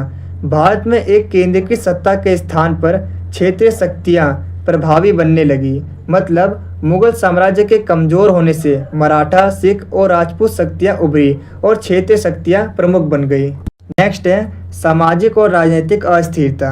औरंगजेब की कट्टर नीतियों और राजपूत के साथ टकराव ने मुग़ल साम्राज्य को कमज़ोर कर दिया, जिसकी वजह से साम्राज्य में सामाजिक और राजनीतिक अस्थिरता पैदा होने लगी। मतलब औरंगजेब की नीतियों और संघर्षों ने मुग़ल साम्राज्य को कमज़ोर किया, जिससे अस्थिरता फैल गई। नेक्स्ट है सांस्कृतिक और धार्मिक प्रभाव। औरंगजेब ने हिंदू धर्म और संस्कृति पर रोक लगाने की कोशिश की। उसने मंदिरों को नष्ट किया और हिंदू धार्मिक आस्थाओं के खिलाफ कई कदम उठाए। इसके परिणाम स्वरूप साम्राज्य में धार्मिक तनाव बढ़ा, जिससे साम्राज्य में सामूहिक असंतोष फैल गया। आसान शब्दों में बताऊं तो औरंगजेब ने हिंदू धर्म और संस्कृति पर रोक लगाने की कोशिश की, मंदिरों को नष्ट किया, जिससे साम्राज्य में धार्मिक तनाव और असंतोष बढ़ा। अगर हम इसके कंक्लूजन की बात करें तो औरंगजेब की राजपूत नीति ने मुगल साम्राज्य को कमज़ोर किया। राजपूतों के साथ संघर्ष और विद्रोह के कारण साम्राज्य में अस्थिरता और बिखराव हुआ, जिससे अंततः मुगल साम्राज्य का पतन हुआ। तो अगर आपको इस वीडियो के प्रॉपर आंसर वाले नोट्स चाहिए तो नोट्स का लिंक मैंने डिस्क्रिप्शन में डाल रखा है, आप वहां से नोट्स को डाउनलोड कर सकते हैं। नोट्स आपको हिंदी और इंग्लिश दोनों मीडियम में मिल जाएंगे। अगर आपको ये वीडियो अच्छी लग रही है तो आप इसे लाइक, शेयर और कमेंट ज़रूर करें, क्योंकि जब आप लाइक करते हो तो हमें मोटिवेशन मिलता है ऐसी और बहुत सी वीडियोस बनाने के लिए। और जब आप वीडियो को शेयर करते हो तो जैसा कि आपको पता ही होगा, नॉलेज बांटने से बढ़ती है। और जब आप हमारी वीडियो पर कमेंट करते हो तो हमें ये पता चलता है कि हम अपनी वीडियो में और क्या इम्प्रूव कर सकते हैं। और मैं आपको बता दूं कि 5 मिनट की वीडियो को बनाने में काफ़ी मेहनत और 1 से 2 घंटे का समय लगता है। तो आप हमारी वीडियो को लाइक, शेयर और कमेंट जरूर करें, ताकि हम आपके लिए ऐसी ही और वीडियोस को ला सकें। और कमेंट में ये ज़रूर बताना कि आपको नेक्स्ट वीडियो किस टॉपिक पर चाहिए। तो चलिए वीडियो में आगे बढ़ते हैं। और अगर आपके पास टाइम कम है तो आप कुछ इस तरीके से डायरेक्ट PDF को डाउनलोड कीजिए और अपनी स्टडी जारी कर दीजिए, जिससे कि आपका टाइम वेस्ट नहीं होगा। और ये यूनिट 3 है, जैसा कि आप देख पाओगे। हर एक यूनिट को हमने डिटेल में एक्सप्लेन किया है और अभी तक आपके एग्जाम में जितने भी टाइप्स के क्वेश्चन पूछे गए हैं उन सभी क्वेश्चंस को आपको प्रोवाइड किया है, जिससे कि अगर आपके एग्जाम में अलग लैंग्वेज में भी क्वेश्चन पूछा जाता है तो आप उसका आंसर इजीली दे पाओगे। यूनिट 3 को कंप्लीट डिस्कस करने वाले हैं, जिसमें सबसे पहले हम ये देखेंगे कि अभी तक आपके एग्जाम में इस यूनिट से किस किस टाइप से क्वेश्चन पूछे गए हैं। इसके बाद हम बात करेंगे हमें अपने आंसर्स को एग्ज़ाम में किस तरह से प्रेजेंट करना चाहिए, सो दैट हम अच्छा स्कोर कर सकें अपने एग्ज़ाम में। तो बिना टाइम वेस्ट करते हुए बढ़ते हैं अपने वीडियो की तरफ। तो यूनिट 3 है, जिसका नाम है 17वीं शताब्दी में परिवर्तन, मराठा और सिख। तो इस यूनिट में हमें मराठा साम्राज्य और सिख धर्म के बारे में पढ़ना है, जिसमें मराठा से आपके एग्ज़ाम में क्वेश्चन पूछे जाते हैं कि जो मराठा साम्राज्य था उसमें शिवाजी जी की क्या भूमिका रही, उसके बारे में बताइए। इसके अलावा सिख धर्म से आपके एग्ज़ाम में क्वेश्चन पूछा जाता है कि सिख धर्म के उदय के क्या कारण थे, उसके बारे में बताइए। लेकिन इससे पहले चलिए हम देखते हैं कि आपके एग्ज़ाम में इस यूनिट से किस किस टाइप से क्वेश्चन पूछे गए थे। तो जैसा कि आप देख पा रहे हो, कुछ इस तरीके से आपके एग्ज़ाम में क्वेश्चन पूछे गए थे। ये फर्स्ट टाइप का क्वेश्चन है जो कि आपके एग्ज़ाम में पूछा गया था। और अगर आप इन सभी क्वेश्चन को पढ़ोगे तो आप एक कंक्लूजन पर पहुँचोगे कि इन सभी क्वेश्चंस में बेसिकली आपसे पूछा जा रहा है कि मराठा साम्राज्य में जो शिवाजी जी थे उनकी क्या भूमिका रही, उनकी क्या इंपॉर्टेंस रही, उसके बारे में बताइए। तो अपने आंसर में सबसे पहले हम शिवाजी जी के बारे में एक इंट्रोडक्शन बताएंगे। तो मैं आपको बता दूं कि शिवाजी भोसले को छत्रपति शिवाजी महाराज के नाम से भी जाना जाता है। छत्रपति शिवाजी महाराज 17वीं शताब्दी के एक महान योद्धा, कुशल प्रशासक और दूरदर्शी नेता थे, जिन्होंने मराठा साम्राज्य की नींव रखी। उन्होंने न केवल मुगलों और अन्य विदेशी शक्तियों के विरुद्ध संघर्ष किया, बल्कि उन्होंने पश्चिम भारत में एक स्वतंत्र, संगठित और शक्तिशाली मराठा राज्य की नींव भी रखी। शिवाजी ने मुगलों के विस्तार और साम्राज्यवादी नीतियों के खिलाफ भारतीय जनता को एकजुट किया और मराठा शक्ति को स्थापित किया।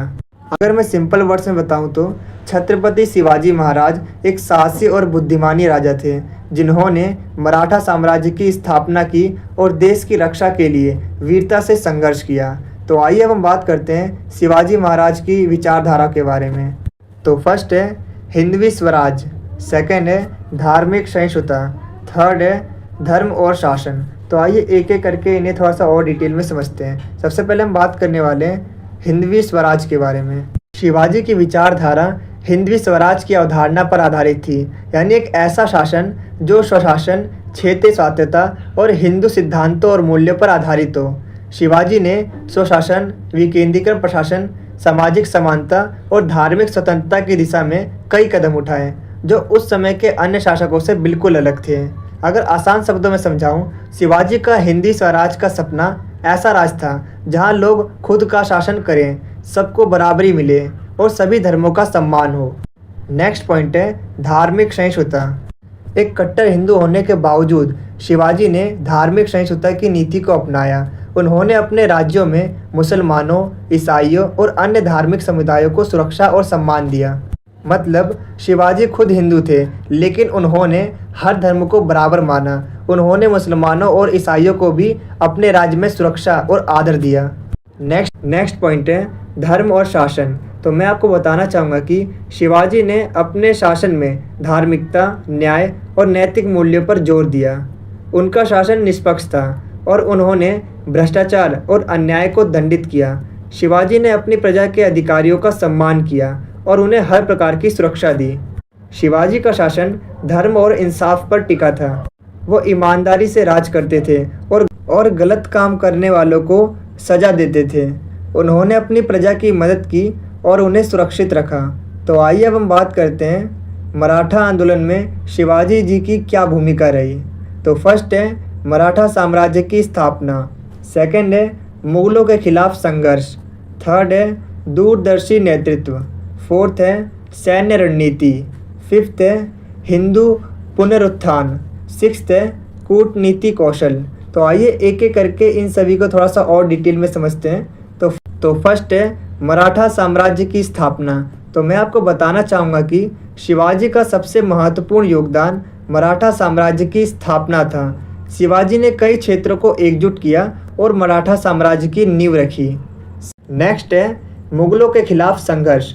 शिवाजी ने औरंगजेब के नेतृत्व वाले मुगल साम्राज्य के खिलाफ लगातार संघर्ष किया, विशेष रूप से औरंगजेब के विस्तारवादी नीतियों के खिलाफ। 1670 में सिंहगढ़ की लड़ाई में शिवाजी की जीत ने मुगलों के खिलाफ अपनी ताकत और कूटनीति क्षमता का परिचय दिया। अगर आसान शब्दों में बताऊं तो शिवाजी ने मुगलों खासकर औरंगजेब के खिलाफ बहादुरी से लड़ाई की। 1670 में सिंहगढ़ की जीत ने उनकी ताकत और बुद्धि को दिखाया। नेक्स्ट है दूरदर्शी नेतृत्व। शिवाजी की दूरदर्शी नेतृत्व ने मराठों के उत्थान में महत्वपूर्ण भूमिका निभाई। शिवाजी का नेतृत्व न केवल सैन्य दृष्टिकोण से बल्कि सामाजिक और सांस्कृतिक दृष्टिकोण से भी महत्वपूर्ण था।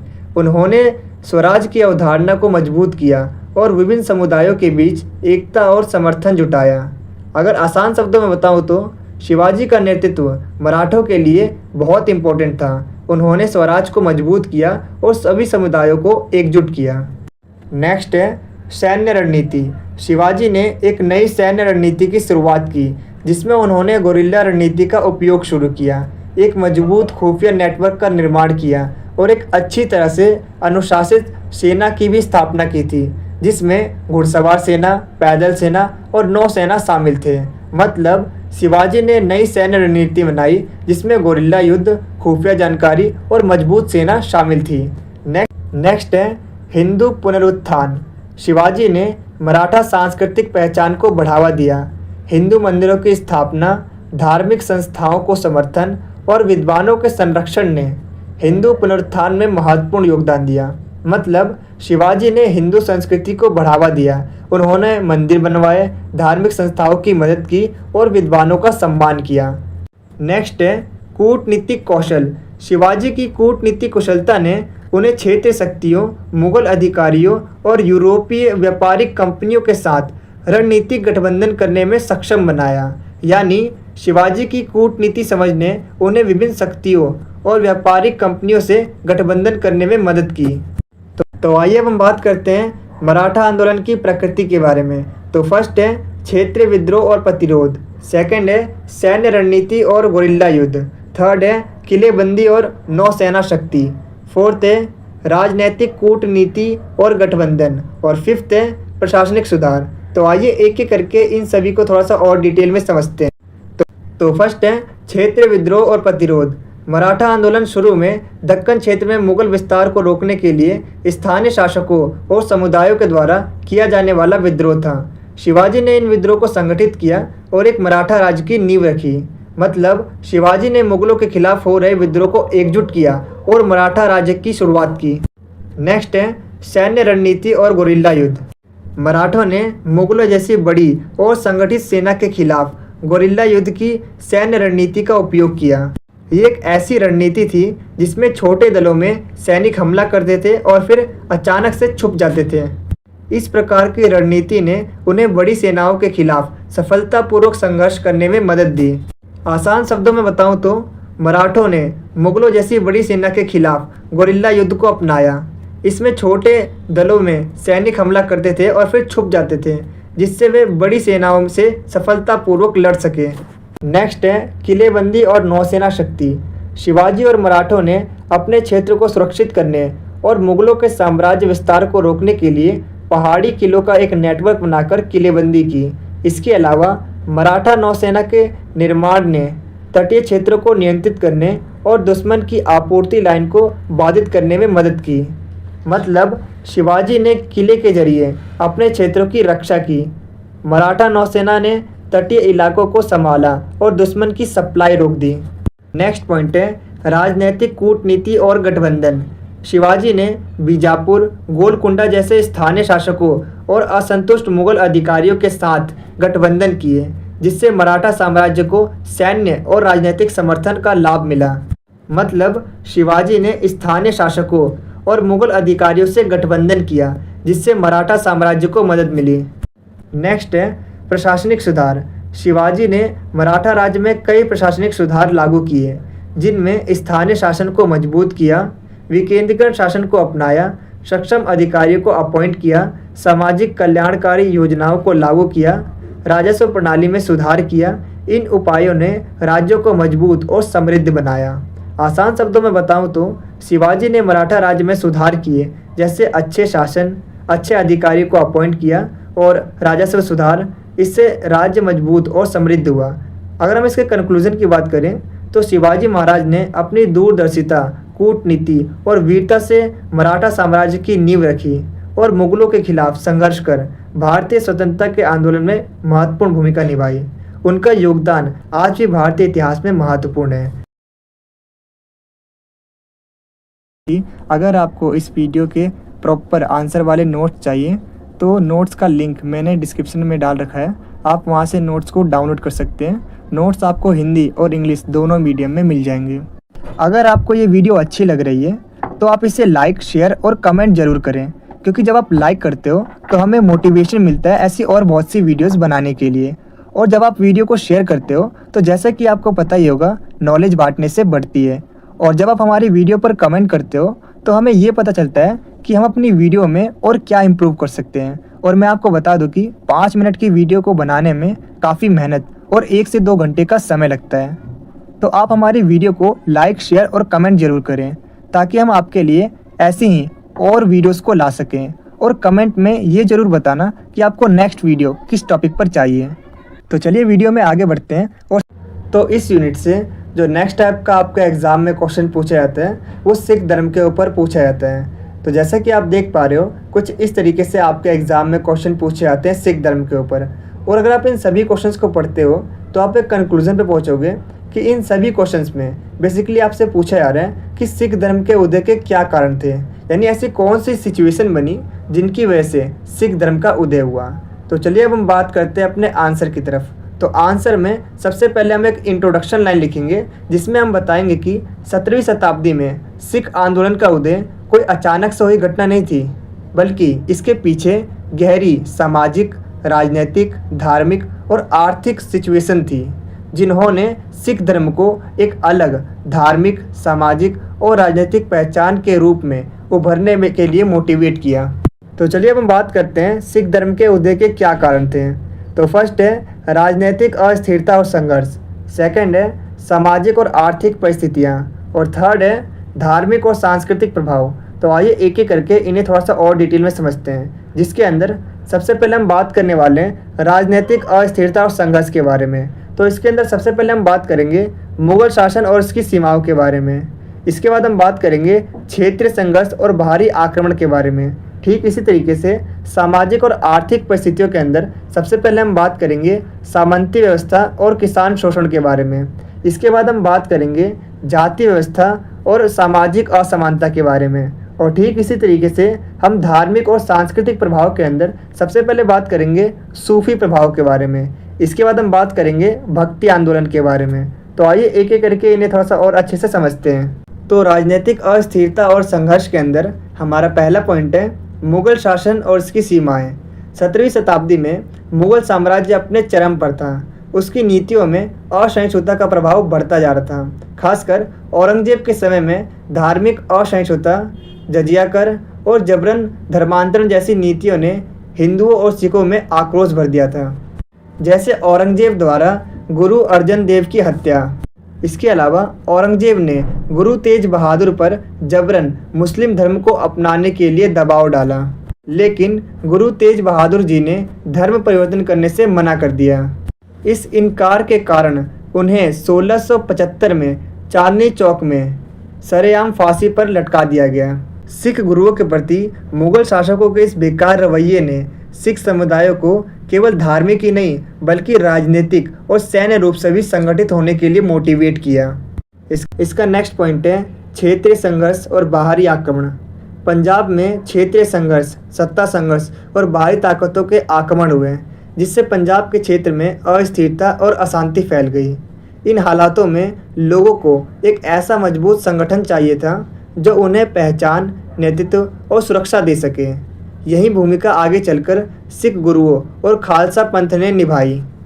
तो आइए अब हम आगे बढ़ते हैं और समझते हैं सामाजिक और आर्थिक परिस्थितियों के बारे में, जिसमें सबसे पहले हम बात करेंगे सामंती व्यवस्था और किसानों के शोषण के बारे में। तो पंजाब में सामंती व्यवस्था प्रचलित थी, जिसमें भूमि जमींदारों, अमीरों और सरदारों के पास थी। किसान भूमि पर खेती करते और उत्पादन का बड़ा हिस्सा किसानों को टैक्स के रूप में या किराए के रूप में देना पड़ता था। तो इसका रिजल्ट ये हुआ कि किसानों में असंतोष, भुखमरी और विद्रोह की भावना पनपने लगी। ऐसे में एक ऐसा आंदोलन या विचारधारा की जरूरत थी जो आर्थिक न्याय, श्रमिकों की गरिमा और समाज के निचले वर्गों के उत्थान की बात करे। यही भूमिका निभाई सिख धर्म ने। कहने का मतलब ये है कि पंजाब में सामंती व्यवस्था के चलते किसानों को ज़्यादा मेहनत करनी पड़ती, लेकिन उन्हें पैसे बहुत कम मिलते, जिसकी वजह से किसानों में असंतोष और भुखमरी फैलने लगी। ऐसे में सिख धर्म ने आर्थिक न्याय और निचले वर्गों के उत्थान की बात करके किसानों की मदद की। नेक्स्ट पॉइंट है जाति व्यवस्था और सामाजिक असमानता। पंजाब के समाज में जाति व्यवस्था प्रचलित थी। समाज ब्राह्मण, क्षत्रिय, वैश्य और शूद्र जैसे सामाजिक वर्णों में बटा हुआ था। ब्राह्मणों को उच्चतम स्थान प्राप्त था, जबकि शूद्रों और अछूतों को अपमानजनक व्यवहार का सामना करना पड़ता था। महिलाएं भी शिक्षा और अधिकारों से वंचित थीं। ऐसे में सिख धर्म ने इस पूरी व्यवस्था को चुनौती दी। गुरु नानक ने ये समझाया कि ईश्वर की दृष्टि में सभी मनुष्य समान हैं। उन्होंने लंगर यानी सामूहिक भोजन, संगत यानी सामूहिक भजन और सेवा जैसी व्यवस्था शुरू की, जो सामाजिक समानता की मिसाल बन गई। कहने का मतलब यह है कि पंजाब में जाति व्यवस्था के चलते लोग ऊंच नीच में बटे थे और महिलाएं भी पीछे रह जाती थी। सिख धर्म ने इसे चैलेंज किया और गुरु नानक ने ये सिखाया कि सभी लोग समान हैं। इसमें लंगर का मतलब है जहाँ सभी लोग बैठकर खाना खाते हैं, और संगत का मतलब है सामूहिक पूजा पाठ करते हैं, और इसी तरीके से सेवा का मतलब होता है दूसरे लोगों की मदद करते हैं। तो गुरु नानक जी ने ये सभी चीज़ें स्टार्ट की, जो ये दिखाती थी कि सभी लोग बराबर हैं, भले ही उसका जाति या समाज में दर्जा कोई भी हो। ये बातें समाज में समानता का संदेश भेजती थी, यानी सोसाइटी को एक मैसेज जाता था कि सभी इक्वल हैं। तो आइए अब हम बात करते हैं धार्मिक और सांस्कृतिक प्रभाव के बारे में, जिसमें सबसे पहले हम बात करेंगे सूफी प्रभाव के बारे में। तो पंजाब में कई प्रसिद्ध सूफी संत हुए, जैसे गुरु नानक, बाबा फरीद और शेख बुखारी। इन सूफियों ने अपनी कविताओं और सूफी संगीत और अपने जीवन शैली के माध्यम से सामाजिक समानता और धार्मिक सहिष्णुता को बढ़ावा दिया। अगर सिंपल वर्ड्स में बताऊं तो पंजाब में गुरु नानक, बाबा फरीद और कई सूफी संत थे। उन्होंने अपनी कविताओं और संगीत के जरिए समाज में समानता और धर्मों के बीच शांति बढ़ाई। इसका नेक्स्ट पॉइंट है भक्ति आंदोलन। उत्तर भारत में चल रहे भक्ति आंदोलन ने ईश्वर के साथ व्यक्तिगत संबंध, भक्ति और सामाजिक समानता पर बल दिया। संत कबीर, रैदास, मीरा और अन्य भक्ति संतों ने कर्मकांड, जातिवाद और ब्राह्मणवाद की आलोचना की। गुरु नानक ने इन विचारों को एक सुसंगठित धर्म के रूप में आगे बढ़ाया। मतलब कि भक्ति आंदोलन ने लोगों को सिखाया कि भगवान से जुड़ने के लिए ना तो कोई पंडित की ज़रूरत है और ना ही पूजा पाठ की ज़रूरत है। सब लोग भगवान से सीधे कनेक्ट हो सकते हैं, चाहे वो किसी भी जाति, वर्ग या धर्म के हो। संत कबीर और मीरा ने जातिवाद की आलोचना की और गुरु नानक ने इसे एक धर्म के रूप में बदल दिया। तो आइए अब हम आगे बढ़ते हैं इसके कंक्लूजन की तरफ। तो सिख धर्म का उदय 17वीं शताब्दी की धार्मिक असहिष्णुता, सामाजिक असमानता और आर्थिक शोषण के विरोध में हुआ। गुरु नानक की शिक्षाओं ने समानता, न्याय और आध्यात्मिक स्वतंत्रता की भावना को मजबूत किया। Thanks for watching this video. अगर आपको इस वीडियो के प्रॉपर आंसर वाले नोट्स चाहिए तो नोट्स का लिंक मैंने डिस्क्रिप्शन में डाल रखा है, आप वहां से नोट्स को डाउनलोड कर सकते हैं। नोट्स आपको हिंदी और इंग्लिश दोनों मीडियम में मिल जाएंगे। अगर आपको ये वीडियो अच्छी लग रही है तो आप इसे लाइक, शेयर और कमेंट ज़रूर करें, क्योंकि जब आप लाइक करते हो तो हमें मोटिवेशन मिलता है ऐसी और बहुत सी वीडियोस बनाने के लिए। और जब आप वीडियो को शेयर करते हो तो जैसा कि आपको पता ही होगा, नॉलेज बांटने से बढ़ती है।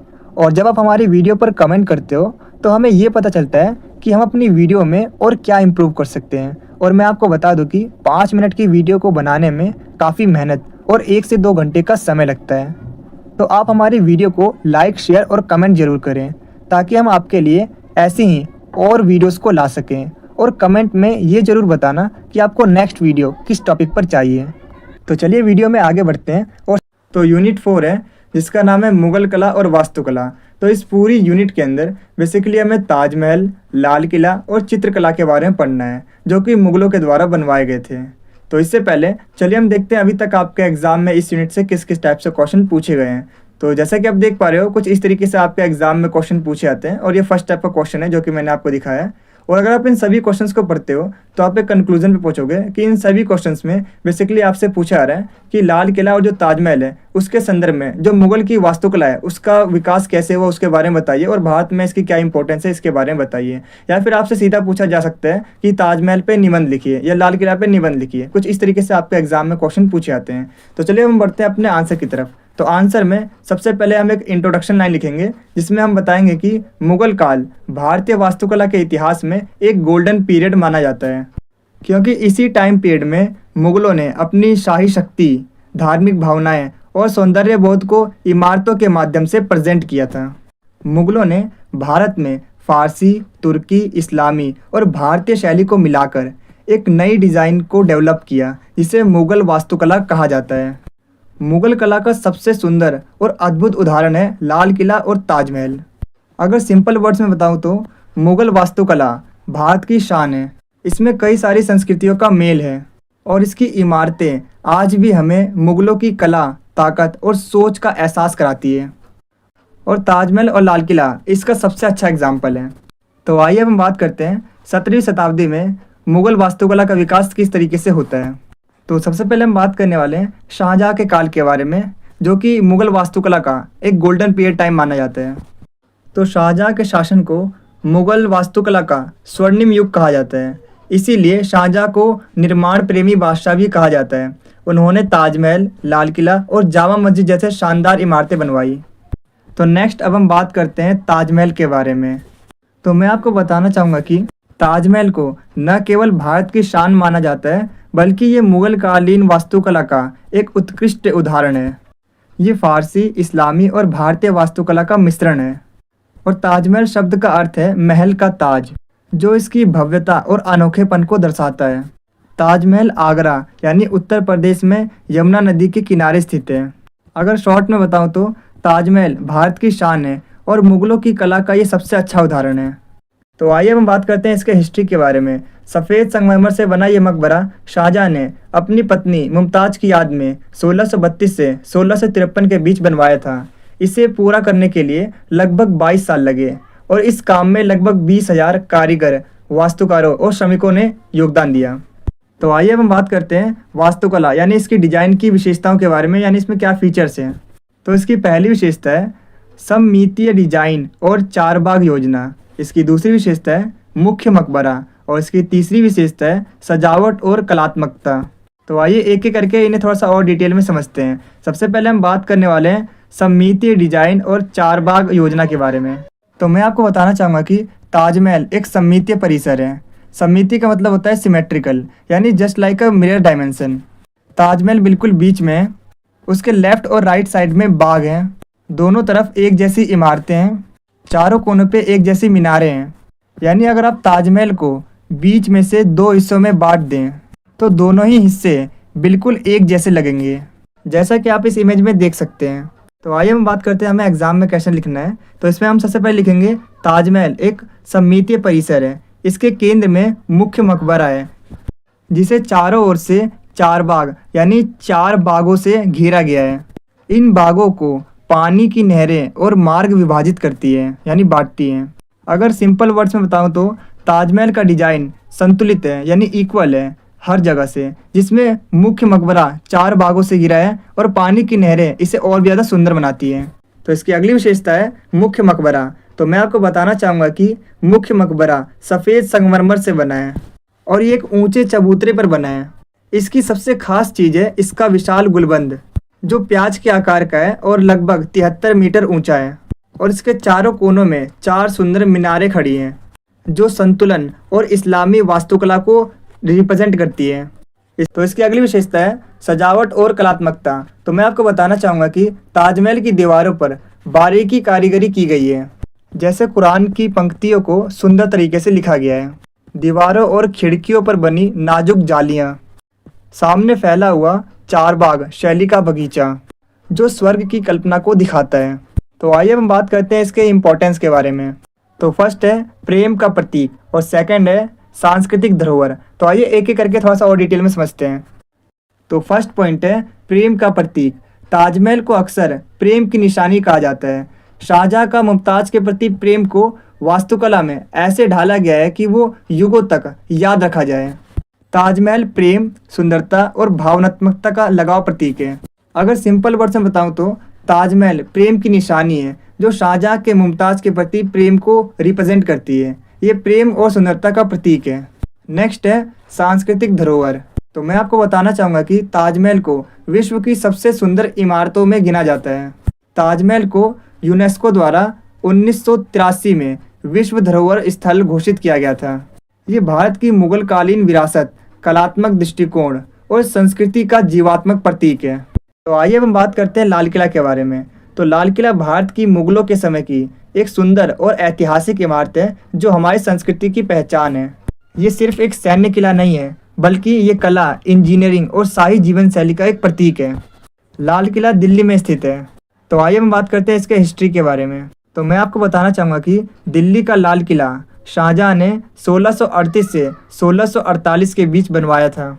इसे तब बनवाया गया था जब शाहजहां ने अपनी राजधानी आगरा से दिल्ली में शिफ्ट की थी। इसे बनने में 10 सालों का टाइम लगा और लाल किला लगभग 200 सालों तक मुगलों की राजधानी का केंद्र रहा। तो आइए हम बात करते हैं इसके विशेषताओं के बारे में, यानी इस वास्तुकला की क्या विशेषता थी। तो इसमें सबसे पहले हम बात करेंगे निर्माण सामग्री के बारे में, यानी किस मटेरियल से इसे बनाया गया था। इसके बाद हम बात करेंगे इसके डिजाइन और संरचना के बारे में। इसके बाद हम बात करेंगे लाल किले में प्रमुख स्थल और इमारतों के बारे में, और लास्ट में हम बात करेंगे सजावट और कलात्मकता के बारे में। तो आइए एक एक करके इन्हें थोड़ा सा और डिटेल में समझते हैं। तो फर्स्ट है निर्माण सामग्री। तो मैं आपको बता दूं कि किले की ऊंची दीवारें लाल बलुआ पत्थर से बनी है, इसीलिए इसे लाल किला कहा जाता है। और इसकी दीवारें बहुत ऊंची और मजबूत है, जो मुगलों की पावर और सिक्योरिटी को दिखाती है। नेक्स्ट है डिज़ाइन और संरचना। तो मैं आपको बताना चाहूँगा कि ये किला चतुर्भुज यानी आयत के आकार का बनाया गया है, जो कि लगभग 254 एकड़ भूमि में फैला हुआ है। इसके चारों ओर रक्षात्मक दीवारें हैं। तो आइए हम बात करते हैं प्रमुख स्थल और इमारतों के बारे में। तो फर्स्ट है दीवान-ए-आम। ये वो प्लेस था जहाँ पर सम्राट जनता से मिलते थे और उनकी प्रॉब्लम्स को सुनते थे। दीवान-ए-आम में एक ऊंचा सिंहासन था जिस पे सुल्तान बैठता था, यानी मुगल बादशाह बैठता था। नेक्स्ट है दीवान-ए-खास। ये एक प्राइवेट हॉल था जहाँ सम्राट सिर्फ खास दरबारियों और राजदूतों से मिलते थे। इसे मयूर सिंहासन के लिए जाना जाता है। नेक्स्ट है रंगमहल। रंगमहल शाही महिलाओं के लिए था। मैं आपको बताना चाहूँगा कि लाल किले के रंगमहल में शाही छत, आईने की बनावट और ठंडे पानी की व्यवस्था इसकी प्रमुख विशेषता थी। तो आइए हम बात करते हैं लाल किले की सजावट और कलात्मकता के बारे में। तो मैं आपको बताना चाहूँगा कि फारसी, इस्लामी और भारतीय शैलियों का मिश्रण था ये। लाल किले में ज्यामितीय डिजाइन, सुलेख यानी कुरान की आयतें यानी पंक्तियाँ और पत्थर की जड़ाई, बाग बगीचे और फव्वारे इसकी सुंदरता को बढ़ाते हैं। तो आइए हम बात करते हैं इसके इम्पोर्टेंस के बारे में। तो मैं आपको बताना चाहूँगा कि ये सिर्फ एक किला नहीं है, ये उस टाइम का प्रशासनिक केंद्र था और लाल किला लगभग 200 सालों तक मुगलों की राजधानी का केंद्र रहा। तो शाहजहां के द्वारा जो अगली संरचना बनवाई गई थी वो थी जामा मस्जिद, जो कि भारत की सबसे बड़ी मस्जिदों में से एक है। इसमें 3 विशाल गुलबंद, 2 ऊंची मीनारें और लाल पत्थर और संगमरमर का इस्तेमाल किया गया है। तो अभी तक हमने बात किया शाहजहाँ के द्वारा बनाए गए जितने भी जो इमारतें थे, जो वास्तुकला थी। अब हम बात करने वाले हैं जहांगीर काल के टाइम में जो उनके द्वारा जितने भी इमारतें बनवाई गई थी उनके बारे में डिस्कस करने वाले हैं। तो मैं आपको बताना चाहूँगा जहांगीर को कला, प्रकृति और चित्रकला में गहरी रुचि थी। हालांकि उन्होंने कम इमारतें बनवाई, लेकिन वो वास्तु सौंदर्य को इम्पोर्टेंस देता था। जहांगीर ने लाहौर में शालीमार बाग, श्रीनगर में निसात बाग और लाहौर में जहांगीर का मकबरा बनवाया था। तो आइए हम बात करते हैं औरंगजेब के टाइम पीरियड में औरंगजेब के द्वारा कौन कौन सी इमारतें बनवाई गई, कौन कौन सी वास्तुकला का निर्माण करवाया गया। तो मैं आपको बताना चाहूँगा कि औरंगजेब की वास्तुकला का स्वरूप सादा और धार्मिक था। वो विलासिता की वस्तु से दूर था और इस्लामी कट्टरता के प्रभाव में था। तो औरंगजेब के द्वारा बादशाही मस्जिद बनवाया गया। औरंगजेब ने लाहौर में बादशाही मस्जिद बनवाई जो दुनिया की सबसे बड़ी मस्जिदों में से एक है। नेक्स्ट है बीबी का मकबरा। औरंगजेब ने ताजमहल की तरह दिखने वाला एक मकबरा बनाया था जो कि उन्होंने अपनी पत्नी की याद में बनवाया था, शाहजहाँ की तरह। नेक्स्ट है किलेबंदी और शहरी विकास। तो मैं आपको बताना चाहूँगा कि औरंगजेब ने किलेबंदी और शहरी विकास में इन्वेस्ट किया, यानी उसने इन सभी चीज़ों पे ज़्यादा पैसा खर्च किया। औरंगजेब ने लाहौर किले जैसी रक्षात्मक संरचनाओं को बनवाया और दिल्ली और औरंगाबाद जैसे शहरों का विकास किया। तो आइए हम बात करते हैं इसके कंक्लूजन के बारे में। तो मैं आपको बताना चाहूँगा कि 17वीं शताब्दी में मुगल वास्तुकला अपने पीक पॉइंट पे थी, जहाँ शाहजहाँ के टाइम पर ताजमहल और लाल किले जैसी भव्य और कलात्मक इमारतों का निर्माण हुआ, जो आज भी भारत की सांस्कृतिक धरोहर है। तो इस यूनिट से नेक्स्ट टाइप का जो आपके एग्जाम में क्वेश्चन पूछा जाता है वो मुगल चित्रकला से पूछा जाता है। आपसे एग्जाम में क्वेश्चन पूछा जाता है मुगल चित्रकला पर संक्षिप्त में टिप्पणी लिखें। तो आइए हम समझते हैं आखिर मुगल चित्रकला होती क्या है। तो मैं आपको बताना चाहूँगा कि मुगल चित्रकला भारतीय उपमहाद्वीप में 16वीं से 18वीं शताब्दी के बीच मुगल साम्राज्य के दौरान विकसित हुई, जो कि एक विशिष्ट चित्रकला शैली है। इसके साथ ही मैं आपको बताना चाहूँगा कि ये चित्रकला शैली भारतीय, फारसी, तुर्की और मध्य एशिया की चित्रकला की शैलियों का एक मिक्सचर है। तो आइए हम बात करते हैं मुगल चित्रकला के क्या विशेषताएं हैं, जिसमें सबसे पहले हम बात करेंगे लघु चित्र या मिक्सचर फॉर्मेट। इसके बाद हम बात करेंगे रंगों का उपयोग। फिर हम बात करेंगे चित्रों में बारीकी और यथार्थवाद। इसके बाद हम बात करेंगे दैनिक जीवन और ऐतिहासिक घटनाओं का चित्रण। और लास्ट में हम बात करेंगे प्राकृतिक दृश्य और पशु पक्षियों का चित्रण। तो सबसे पहले हम बात करने वाले हैं लघु चित्र या मिक्सचर फॉर्मेट। तो मैं आपको बताना चाहूँगा कि ये चित्र बड़े नहीं होते, बल्कि ये चित्र छोटे आकार में होते हैं, जिन्हें अक्सर कपड़े, कागज या ताड़पत्र पर लिखा जाता था। इनका यूज़ बुक्स में होता था। अगर मैं एग्जाम्पल की बात करूं, जैसे अकबरनामा और बाबरनामा। नेक्स्ट पॉइंट है रंगों का उपयोग। तो मैं आपको बताना चाहूँगा कि मुगल चित्रकला में प्राकृतिक रंगों का इस्तेमाल किया जाता था। नेक्स्ट पॉइंट है चित्रों में बारीकी और यथार्थवाद यानी रियलिस्टिक। तो मैं आपको बताना चाहूँगा कि मुगल चित्रकार चित्रों में चेहरे के भाव, पोशाक, आभूषणों की चमक और प्रकाश की छाया सब कुछ एकदम बारीकी से बनाया करते थे और चित्रों को एकदम रियलिस्टिक बनाने की कोशिश करते थे। तो आइए हम बात करते हैं दैनिक जीवन और ऐतिहासिक घटनाओं के चित्रों के बारे में। तो मैं आपको बताना चाहूँगा युद्ध, शिकार, दरबार, धार्मिक आयोजन और विवाह को चित्रों के रूप में प्रेजेंट किया जाता था। अगर मैं एग्जाम्पल की बात करूं, जैसे अकबर के दरबार में बीरबल या जहांगीर का फरमान देना, इन सबको चित्रों के रूप में प्रेजेंट किया जाता था। लास्ट है प्राकृतिक दृश्य और पशु पक्षी चित्रण। तो मैं आपको बताना चाहूँगा खासकर जहांगीर के काल में प्रकृति की बारीकियों को बहुत ही सुंदर और वैज्ञानिक ढंग से चित्रित किया गया। तो आइए अब हम आगे बढ़ते हैं और समझते हैं कि मुगल चित्रकला की स्टार्टिंग कैसे हुई और उसका किस तरीके से विकास हुआ। तो मैं आपको बताना चाहूँगा कि मुगल चित्रकला की नींव अकबर ने रखी थी, यानी अकबर के द्वारा इसकी स्टार्टिंग की गई थी। अकबर ने एक चित्रकला विभाग बनाया जिसमें हिंदू और मुस्लिम दोनों कलाकारों को काम करने की अपॉर्चुनिटी मिली। तो मैं आपको बताना चाहूँगा अकबर के टाइम में चित्रकला मेनली महत्वपूर्ण ग्रंथों के चित्रण के लिए उपयोग की जाती थी। अगर मैं एग्जाम्पल की बात करूं तो अकबरनामा और हमजानामा जितने भी जो ग्रंथ थे उनके चित्रण के लिए इस्तेमाल किया जाता था। तो आइए अब हम देखते हैं कि जहांगीर के टाइम में चित्रकला का किस तरीके से विकास हुआ। तो मैं आपको बताना चाहूँगा जहांगीर के शासनकाल को मुगल चित्रकला का गोल्डन पीरियड माना जाता है, क्योंकि जहांगीर को चित्रकला से काफ़ी ज़्यादा लगाव था। जहांगीर को प्रकृति से काफ़ी ज़्यादा लगाव था। उसने पशु पक्षियों, जानवरों और वास्तविक चेहरों की चित्रकला को इनकरेज किया। तो आइए अब हम देखते हैं कि शाहजहां के टाइम पीरियड पर मुगल चित्रकला का किस तरीके से विकास हुआ। तो मैं आपको बताना चाहूँगा, शाहजहां ने भव्यता और सजावट पर जोर दिया था। चित्रों में संगमरमर के महलों, प्रेम दृश्यों और उत्सवों की प्रमुखता दी, और इस टाइम पीरियड में रंगों का यूज़ काफ़ी ज़्यादा हुआ। तो आइए अब हम बात करते हैं कि औरंगजेब के टाइम पीरियड में चित्रकला का किस तरीके से विकास हुआ। तो मैं आपको बताना चाहूँगा, औरंगजेब के टाइम पीरियड में चित्रकला को उतनी इम्पोर्टेंस नहीं दी गई। औरंगजेब की कट्टर धार्मिक नीतियों की वजह से चित्रकला का पतन होना शुरू हुआ, क्योंकि औरंगजेब चित्रों के खिलाफ था। तो आइए हम बात करते हैं इसके कंक्लूजन के बारे में। तो मैं आपको बताना चाहूँगा कि मुगल चित्रकला ने भारतीय संस्कृति, इतिहास और प्रकृति की अद्भुत सुंदरता को रिप्रेजेंट किया है। इसके अलावा मुगल चित्रकला की स्टार्टिंग अकबर ने की थी, और जहांगीर के टाइम पीरियड में मुगल चित्रकला का तेज़ी से विकास हुआ, और जहांगीर के टाइम पीरियड को चित्रकला का एक गोल्डन पीरियड भी कहा जाता है। लेकिन वहीं दूसरी तरफ औरंगजेब के टाइम पीरियड में मुगल चित्रकला का धीरे धीरे पतन होना शुरू हो गया। अगर आपको इस वीडियो के प्रॉपर आंसर वाले नोट्स चाहिए तो नोट्स का लिंक मैंने डिस्क्रिप्शन में डाल रखा है, आप वहां से नोट्स को डाउनलोड कर सकते हैं। नोट्स आपको हिंदी और इंग्लिश दोनों मीडियम में मिल जाएंगे। अगर आपको ये वीडियो अच्छी लग रही है तो आप इसे लाइक, शेयर और कमेंट ज़रूर करें, क्योंकि जब आप लाइक करते हो तो हमें मोटिवेशन मिलता है ऐसी और बहुत सी वीडियोस बनाने के लिए। और जब आप वीडियो को शेयर करते हो तो जैसा कि आपको पता ही होगा, नॉलेज बांटने से बढ़ती है। और जब आप हमारी वीडियो पर कमेंट करते हो तो हमें ये पता चलता है कि हम अपनी वीडियो में और क्या इम्प्रूव कर सकते हैं। और मैं आपको बता दूं कि 5 मिनट की वीडियो को बनाने में काफ़ी मेहनत और 1 से 2 घंटे का समय लगता है। तो आप हमारी वीडियो को लाइक, शेयर और कमेंट ज़रूर करें, ताकि हम आपके लिए ऐसे ही और वीडियोस को ला सकें। और कमेंट में ये ज़रूर बताना कि आपको नेक्स्ट वीडियो किस टॉपिक पर चाहिए। तो चलिए वीडियो में आगे बढ़ते हैं। और तो यूनिट 5 है, जिसका नाम है समाज, संस्कृति एवं धर्म।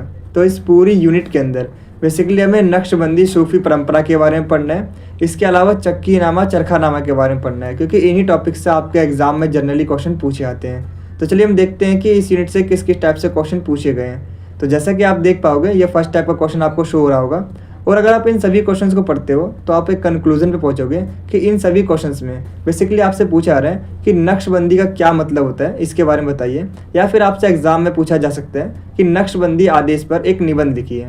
तो आइए अब हम आगे बढ़ते हैं अपने आंसर की तरफ। तो आंसर में सबसे पहले हम एक इंट्रोडक्शन लाइन लिखेंगे, जिसमें हम बताएंगे कि नक्शबंदी एक सूफी परंपरा थी जो मध्य एशिया से भारत में आई थी।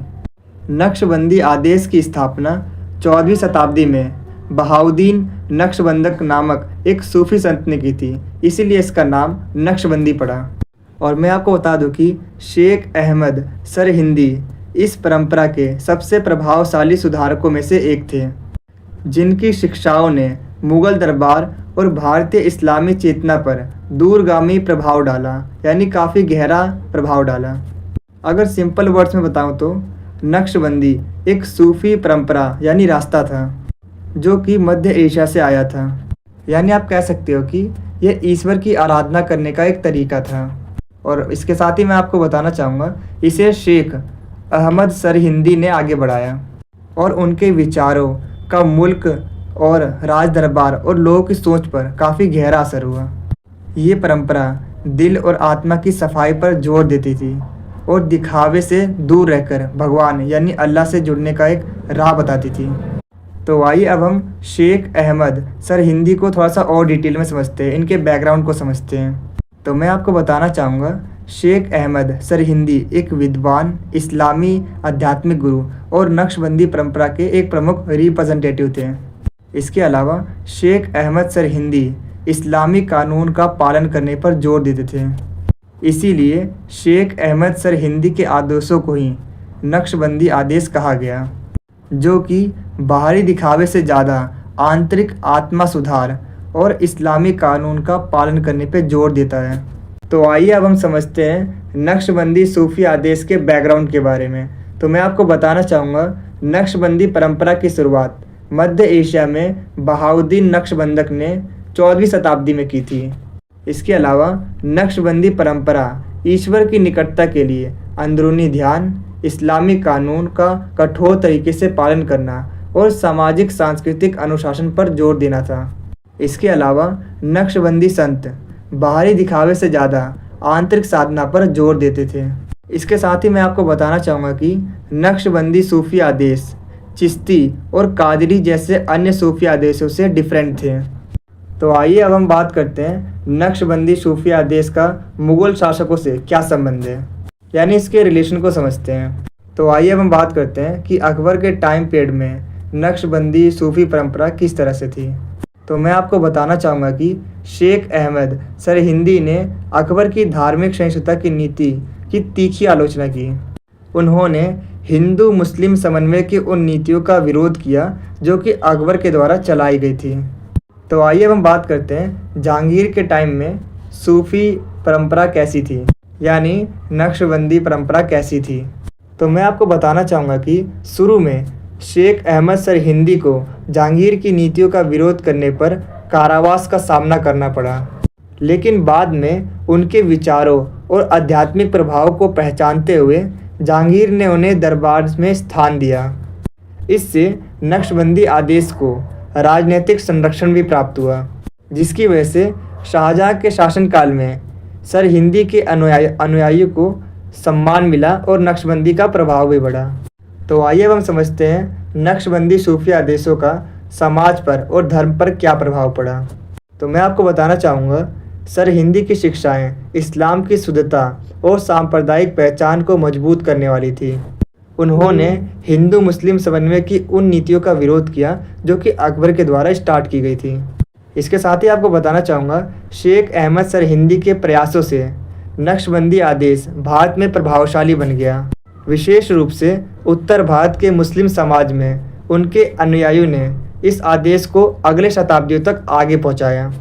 इसके अलावा नक्शबंदी नेताओं ने इस्लामी शिक्षा और नैतिक शिक्षा को बढ़ावा दिया। इसके साथ ही नक्शबंदी नेताओं ने मदरसों की स्थापना की, जहां कुरान, हदीस, इस्लामी कानून और सूफीवाद पढ़ाया जाता था। इसमें लोगों को अच्छे आचरण, आत्मनियंत्रण और ईश्वर के करीब जाने की शिक्षा दी जाती थी, जिसकी वजह से समाज में नैतिकता यानी अच्छे व्यवहार को बढ़ावा मिला। इसके अलावा मैं आपको बताना चाहूँगा सूफियों की बैठकों, धार्मिक भाषणों और सामूहिक प्रार्थनाओं के जरिए लोगों में एकता, सहयोग और भाईचारे की भावना बढ़ी। तो आइए अब हम बात करते हैं इसके कंक्लूजन की तरफ। तो मैं आपको बताना चाहूँगा कि नक्शबंदी परंपरा ने धार्मिक शुद्धता और आंतरिक सुधार पर जोर दिया। शेख अहमद सरहिंदी के योगदान से ये परंपरा भारतीय समाज में मजबूत हुई। तो इस यूनिट से जो नेक्स्ट टाइप का आपके एग्ज़ाम में क्वेश्चन पूछा जाता है वो चक्की नामा और चरखा नामा पे पूछा जाता है। तो आइए हम देखते हैं कि अभी तक आपके एग्ज़ाम में इस यूनिट से किस किस टाइप से क्वेश्चन पूछे गए हैं। तो जैसा कि आप देख पाओगे कुछ इस तरीके से आपके एग्ज़ाम में क्वेश्चन पूछे जाते हैं चक्की नामा और चरखा नामा से, और समटाइम्स आपके एग्ज़ाम में इन दोनों के बीच डिफरेंस भी पूछा जाता है। तो आइए अब हम आगे बढ़ते हैं अपने कंक्लूजन की तरफ, जिसके अंदर हम इन दोनों के बीच डिफरेंस भी समझेंगे। तो आइए अब आगे बढ़ते हैं अपने आंसर की तरफ। तो आंसर में सबसे पहले हम एक इंट्रोडक्शन लाइन लिखेंगे, जिसमें हम बताएंगे कि 17वीं शताब्दी में मुग़ल साम्राज्य बहुत ज़्यादा पावरफुल और स्टेबल हो गया था। इस दौरान शासन की स्थिरता और समृद्धि के लिए ये ज़रूरी था कि राजा को सही और समय पर राजस्व यानी टैक्स मिलता रहे। इस टैक्स को किसानों से ज़मीन और फसलों के आधार पर वसूला जाता था। और मैं आपको बता दूं कि 17वीं शताब्दी में इस राजस्व प्रणाली को व्यवस्थित, पारदर्शी और प्रभावी बनाने के लिए मुग़लों ने अनेक प्रकार के दस्तावेज और अभिलेख विकसित किए, और इन्हीं में से दो प्रमुख दस्तावेज थे चक्कीनामा और चरखानामा। अगर मैं आपको सिंपल वर्ड्स में बताऊं तो चक्कीनामा और चरखानामा जैसे दस्तावेज ने मुग़लों को टैक्स वसूलने में आसानी की। इससे राजा को टैक्स मिलना आसान हो गया और किसानों की जानकारी अब राजा के पास भी थी, जिसकी वजह से अब शासन चलाना और भी आसान हो गया था। तो आइए अब हम देखते हैं कि आखिर ये चक्कीनामा और चरखानामा में क्या डिफरेंस है। तो सबसे पहले हम बात करेंगे चक्कीनामा के बारे में। तो मैं आपको बताना चाहूँगा कि चक्कीनामा जिला स्तर पर तैयार किया जाने वाला टैक्स का एक डॉक्यूमेंट था, जिसमें किसानों द्वारा दिए गए टैक्स की जानकारी होती थी। वहीं दूसरी तरफ अगर हम चरखानामा की बात करें तो चरखानामा गांव स्तर पर तैयार किए जाने वाला टैक्स का एक डॉक्यूमेंट था जिसमें किसानों के द्वारा दी जाने वाली टैक्स की जानकारी होती थी। इसके अलावा चक्कीनामा शासकों के राजस्व अधिकारियों के द्वारा रेडी किया जाता था। वहीं दूसरी तरफ चरखानामा गांव का मुखिया या पटवारी के द्वारा रेडी किया जाता था। चक्कीनामा का ऑब्जेक्टिव था जमीन का मूल्यांकन करना और फसलों के आधार पर टैक्स तय करना। वहीं दूसरी तरफ चरखानामा का जो ऑब्जेक्टिव था वो हर किसान से कितना टैक्स दिया, हर किसान ने कितना टैक्स दिया या कितना बाकी है, इसका एक रिकॉर्ड रखना। चक्कीनामा का काम था ये देखना कि किस किसान के पास कितनी ज़मीन है, उस ज़मीन पर कितनी फसल उगाई जा रही है और उस ज़मीन से कितना टैक्स आएगा। वहीं दूसरी तरफ चरखानामा का काम था हर किसान ने कितना टैक्स दिया और कितना बाकी है, उन सभी जानकारी का रिकॉर्ड रखना। इसमें ध्यान रखा जाता था कि हर किसान ने कितना टैक्स जमा किया और अगर किसी ने नहीं दिया तो उसको भी लिखा जाता था रिकॉर्ड में। उदाहरण के लिए अगर हम चक्कीनामा की बात करें तो एक गांव में 100 किसान हैं, तो चक्कीनामा में प्रत्येक किसान की ज़मीन का क्षेत्रफल, उस पर उगाई जाने वाली फसलों के प्रकार और किसानों के द्वारा दी जाने वाली टैक्स राशि का साफ साफ रिकॉर्ड होता है। वहीं दूसरी तरफ अगर हम चरखानामा की बात करें तो उदाहरण के लिए मान लीजिए अगर किसी किसान रामू ने अपने खेत में गन्ना उगाया और सरकार को टैक्स दिया तो वो सब चरखानामा में लिखा जाता था। तो आइए अब हम बात करते हैं कि चक्कीनामा में किन किन चीज़ों को लिखा जाता था। तो मैं आपको बता दूं कि चक्कीनामा में ज़मीन के मालिक का नाम यानी जिसके नाम से ज़मीन है उसे लिखा जाता था। ज़मीन का क्षेत्रफल यानी जितना एरिया है उसे लिखा जाता था। एग्जाम्पल की बात करूँ तो 5 बीघा या 10 बीघा जितने भी एरिया की ज़मीन है उसे रिकॉर्ड किया जाता है। इसके अलावा ज़मीन की गुणवत्ता को देखा जाता था कि वो उपजाऊ है या नहीं। इसके अलावा उगाई जाने वाली फसल जैसे गेहूँ है या चावल है इसका रिकॉर्ड किया जाता था और टैक्स निर्धारित किया जाता था कि कितना टैक्स लेना है। वहीं दूसरी तरफ अगर हम चरखानामा की बात करें तो चरखानामा के अंदर किसान का नाम, कितनी ज़मीन जोती, कौन सी फसल उगाई गई, किसान के द्वारा कितना टैक्स जमा किया और कितना बाकी है, इसका रिकॉर्ड रखा जाता था। तो आइए हम बात करते हैं चक्कीनामा और चरखानामा के फ़ायदों के बारे में, इसके इम्पोर्टेंस के बारे में, यानी समाज पर इसका क्या इम्पैक्ट पड़ा। इसका पहला सबसे बड़ा फ़ायदा ये हुआ कि राजस्व का निर्धारण करना आसान हो गया। मतलब ये डॉक्यूमेंट अधिकारियों को डिसीजन लेने में हेल्प करता था कि किस किसान से कितना टैक्स वसूलना है। इसका दूसरा सबसे बड़ा फ़ायदा ये हुआ कि पारदर्शिता यानी ट्रांसपेरेंसी बढ़ गई। हर जानकारी लिखित रूप में होने की वजह से राजस्व प्रणाली में ट्रांसपेरेंसी बढ़ गई। हर चीज़ का रिकॉर्ड होता था, इसीलिए टैक्स क्यों और कैसे लिया गया किसान भी इस चीज़ को जान सकते थे। इसका तीसरा सबसे बड़ा फ़ायदा ये हुआ कि झगड़े सुलझना आसान हो गए। हर किसी की भूमि पर विवाद होता था, प्रॉब्लम होती थी उसकी ज़मीन को लेके, लेकिन चक्कीनामा का रिकॉर्ड एक प्रूफ के रूप में काम आता था। इसका अगला सबसे बड़ा फ़ायदा ये हुआ कि करप्शन कम हो गया। अब अफसर अपना मनचाहा टैक्स नहीं वसूल सकते थे क्योंकि अब हर चीज़ का रिकॉर्ड होता था और चक्कीनामा के माध्यम से टैक्स की वसूली पर निगरानी करना और भी ज़्यादा आसान हो गया था। इसका अगला सबसे बड़ा फ़ायदा हुआ प्रशासनिक दक्षता बढ़ गई। इन डॉक्यूमेंट्स ने राजस्व प्रशासन को और अधिक संगठित और कुशल बनाया। इसका अगला सबसे बड़ा फ़ायदा किसानों को हुआ, किसान सशक्तिकरण हुआ। मतलब इससे किसानों को अपने राइट्स की जानकारी मिलती थी जिससे कि वो अधिक आत्मनिर्भर और जागरूक बन सके। इसका अगला फ़ायदा था गांव का प्रशासन बेहतर हुआ। मतलब टैक्स वसूली और रिकॉर्ड साफ सुथरे तरीके से होते थे। इसका अगला फ़ायदा ये हुआ कि न्याय मिलना अब आसान हो गया। मतलब अगर टैक्स ज़्यादा लिया गया है तो किसान इस रिकॉर्ड को देखकर कंप्लेंट दर्ज करा सकते हैं। चक्कीनामा के माध्यम से कर चोरी और विवाद की संभावना कम हो जाती थी। तो आइए अब हम आगे बढ़ते हैं इसके कंक्लूजन की तरफ। तो मैं आपको बताना चाहूँगा कि चक्कीनामा और चरखानामा जैसे दस्तावेजों से मुगलों की टैक्स वसूली की व्यवस्था ज़्यादा साफ, सही और पारदर्शी बन गई। इससे किसानों की जानकारी रिकॉर्ड में रहती थी, प्रशासन मजबूत हुआ और करप्शन कम हुआ। इन दस्तावेजों से ये पता चलता है कि मुगलों ने टैक्स वसूली को काफ़ी व्यवस्थित और ईमानदार बनाने की कोशिश की थी। इससे शासन मजबूत हुआ और किसानों को भी अपने हक की जानकारी मिलने लगी। अगर आपको इस वीडियो के प्रॉपर आंसर वाले नोट्स चाहिए तो नोट्स का लिंक मैंने डिस्क्रिप्शन में डाल रखा है, आप वहाँ से नोट्स को डाउनलोड कर सकते हैं। नोट्स आपको हिंदी और इंग्लिश दोनों मीडियम में मिल जाएंगे। अगर आपको ये वीडियो अच्छी लग रही है तो आप इसे लाइक, शेयर और कमेंट ज़रूर करें, क्योंकि जब आप लाइक करते हो तो हमें मोटिवेशन मिलता है ऐसी और बहुत सी वीडियोस बनाने के लिए। और जब आप वीडियो को शेयर करते हो तो जैसा कि आपको पता ही होगा, नॉलेज बांटने से बढ़ती है। और जब आप हमारी वीडियो पर कमेंट करते हो तो हमें ये पता चलता है कि हम अपनी वीडियो में और क्या इम्प्रूव कर सकते हैं। और मैं आपको बता दूं कि 5 मिनट की वीडियो को बनाने में काफ़ी मेहनत और 1 से 2 घंटे का समय लगता है। तो आप हमारी वीडियो को लाइक, शेयर और कमेंट ज़रूर करें, ताकि हम आपके लिए ऐसी ही और वीडियोस को ला सकें। और कमेंट में ये ज़रूर बताना कि आपको नेक्स्ट वीडियो किस टॉपिक पर चाहिए। तो चलिए वीडियो में आगे बढ़ते हैं। और तो यूनिट 6 है, जिसका नाम है अर्थव्यवस्था एवं विनिमय एकीकरण। तो इसके अंदर बेसिकली हमें आंतरिक और समुद्री व्यापार के बारे में पढ़ना है। जो क्वेश्चन पूछा था आपके एग्जाम में, ये फर्स्ट टाइप का क्वेश्चन है जो कि इस यूनिट से पूछा गया है। और इसका जो आंसर है, जैसे कि आप देख पाओगे, कुछ इस तरीके से इसके आंसर के नोट्स हमने प्रोवाइड किए हैं आपको।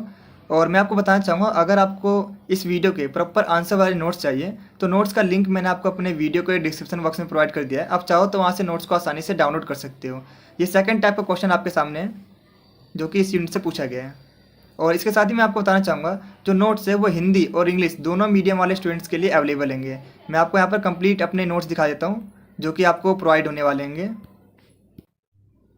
तो मैं आपको बताना चाहूँगा, जब आप हमारे नोट्स को डाउनलोड करोगे तो कुछ इस तरीके से हमारे यहाँ पर चैनल का नाम आएगा और यहाँ पर बुक का नाम आपको शो होगा। इसके बाद मैं आपको कंप्लीट नोट्स आपको दिखा देता हूँ। यहाँ पर सबसे पहले ये कंप्लीट सिलेबस हमने यहाँ पर लिखा है। टोटल आपके 6 यूनिट्स होंगे और हर एक यूनिट को हमने डिटेल में एक्सप्लेन किया है, जिससे कि आपको आसानी हो। सबसे पहले यूनिट फर्स्ट है। यूनिट फर्स्ट के जितने भी जो इंपॉर्टेंट क्वेश्चन है और किस किस टाइप से अलग अलग लैंग्वेज में पूछे गए हैं, कंप्लीट डिटेल में नोट्स में एक्सप्लेन है, जैसे कि आप देख पाओगे। जो पूरी नोट्स है उसे हमने पॉइंट बाय पॉइंट हर एक पॉइंट को डिटेल में एक्सप्लेन किया है। ये सेकंड टाइप का क्वेश्चन है, जागीरदारी प्रथा से। तो कुछ इस तरीके से हमने अपने नोट्स बनाए हैं जिससे कि आपको हेल्प हो सके। और ये थर्ड टाइप का क्वेश्चन है यूनिट फर्स्ट से, जो कि अकबर के अधीन मनसबदारी प्रणाली से पूछा गया था। और यकीन मानिए, अगर आपने इस नोट्स को डाउनलोड करके अच्छे से पढ़ाई की तो आपके एग्ज़ाम में अच्छे मार्क्स आएंगे। हमने जो अपने नोट्स हैं वो अच्छे तरीके से रिसर्च करके बनाएंगे। और ये यूनिट सेकंड है, जिसका नाम है अकबर से औरंगजेब तक, जिसमें हमें पढ़ना है राजपूत शाही विचारधारा के बारे में और धार्मिक नीति के बारे में। तो कुछ इस तरीके से हमने नोट्स बनाए आपके लिए। और ये सेकंड टाइप का क्वेश्चन है इस यूनिट से। और ये इस यूनिट से थर्ड टाइप का क्वेश्चन आपसे पूछा गया। तो अगर आपके पास टाइम कम है तो आप कुछ इस तरीके से डायरेक्ट पीडीएफ को डाउनलोड कीजिए और अपनी स्टडी जारी कर दीजिए, जिससे कि आपका टाइम वेस्ट नहीं होगा। और ये यूनिट थर्ड है, जैसे कि आप देख पाओगे। हर एक यूनिट को हमने डिटेल में एक्सप्लेन किया है और अभी तक आपके एग्जाम में जितने भी टाइप्स के क्वेश्चन पूछे गए हैं उन सभी क्वेश्चंस को आपको प्रोवाइड किया है, जिससे कि अगर आपके एग्जाम में अलग लैंग्वेज में भी क्वेश्चन पूछा जाता है तो आप उसका आंसर ईजिली दे पाओगे। ये यूनिट 4 है, जिसमें मैंने कंप्लीट डिटेल में एक्सप्लेन किया है। इसके बाद यूनिट 5 है, जैसे कि आप देख पाओगे। और आपको याद रखना है, हमेशा आपको इंट्रोडक्शन लाइन लिखनी है और एंड में आपको कंक्लूजन जरूर लिखना है। और ये यूनिट 6 है, जो कि मैंने आपको ऑलरेडी दिखाया था। तो आइए हम बात करते हैं इंग्लिश मीडियम वाले स्टूडेंट्स के लिए। उनके लिए मैंने नोट्स प्रोवाइड किए हैं। तो जैसा कि आप देख पा रहे हो, ये इंग्लिश मीडियम वाले स्टूडेंट्स के लिए नोट्स हैं, जिसमें सबसे पहले हमने इसके सिलेबस को डिफाइन किया है।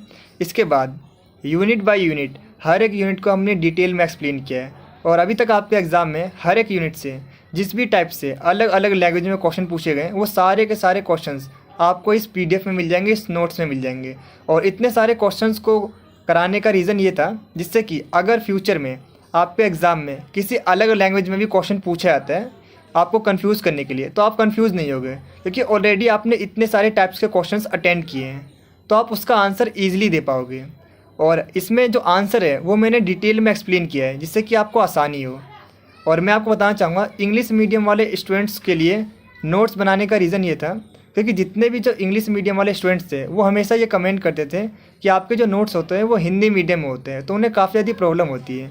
तो इसी रीज़न की वजह से हमने इस बार इंग्लिश मीडियम वाले स्टूडेंट्स के लिए भी नोट्स बनाए, जिससे कि उनकी भी हेल्प हो सके और किसी के साथ नाइंसाफ़ी भी ना हो। तो जैसा कि आप देख पा रहे हो ये यूनिट सेकंड है।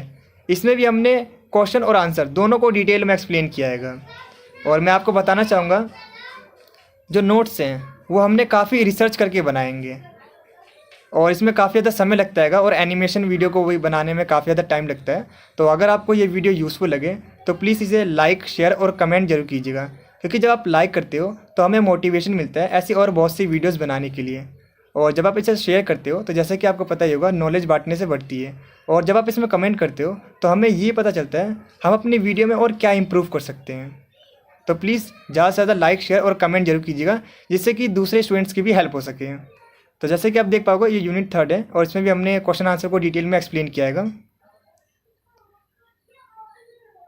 और यकीन मानिए अगर आपने इस नोट्स को अच्छे से पढ़ के गए तो आप अपने एग्ज़ाम में अच्छा स्कोर करके आओगे।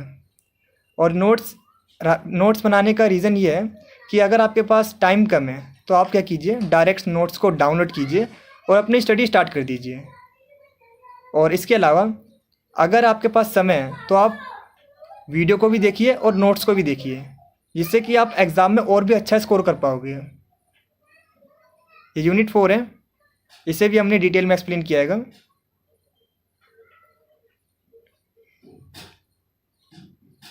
आप मुझे कमेंट में ये जरूर बताना आप एग्ज़ाम से कितने दिन पहले ये वीडियो देख रहे हो। सो ऑल द बेस्ट आप सभी को। आई होप आप सभी अपने एग्ज़ाम में अच्छा स्कोर करें।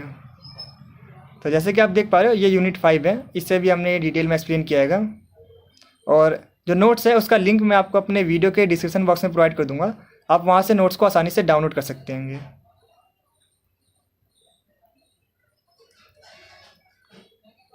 तो ये लास्ट यूनिट है, यूनिट 6।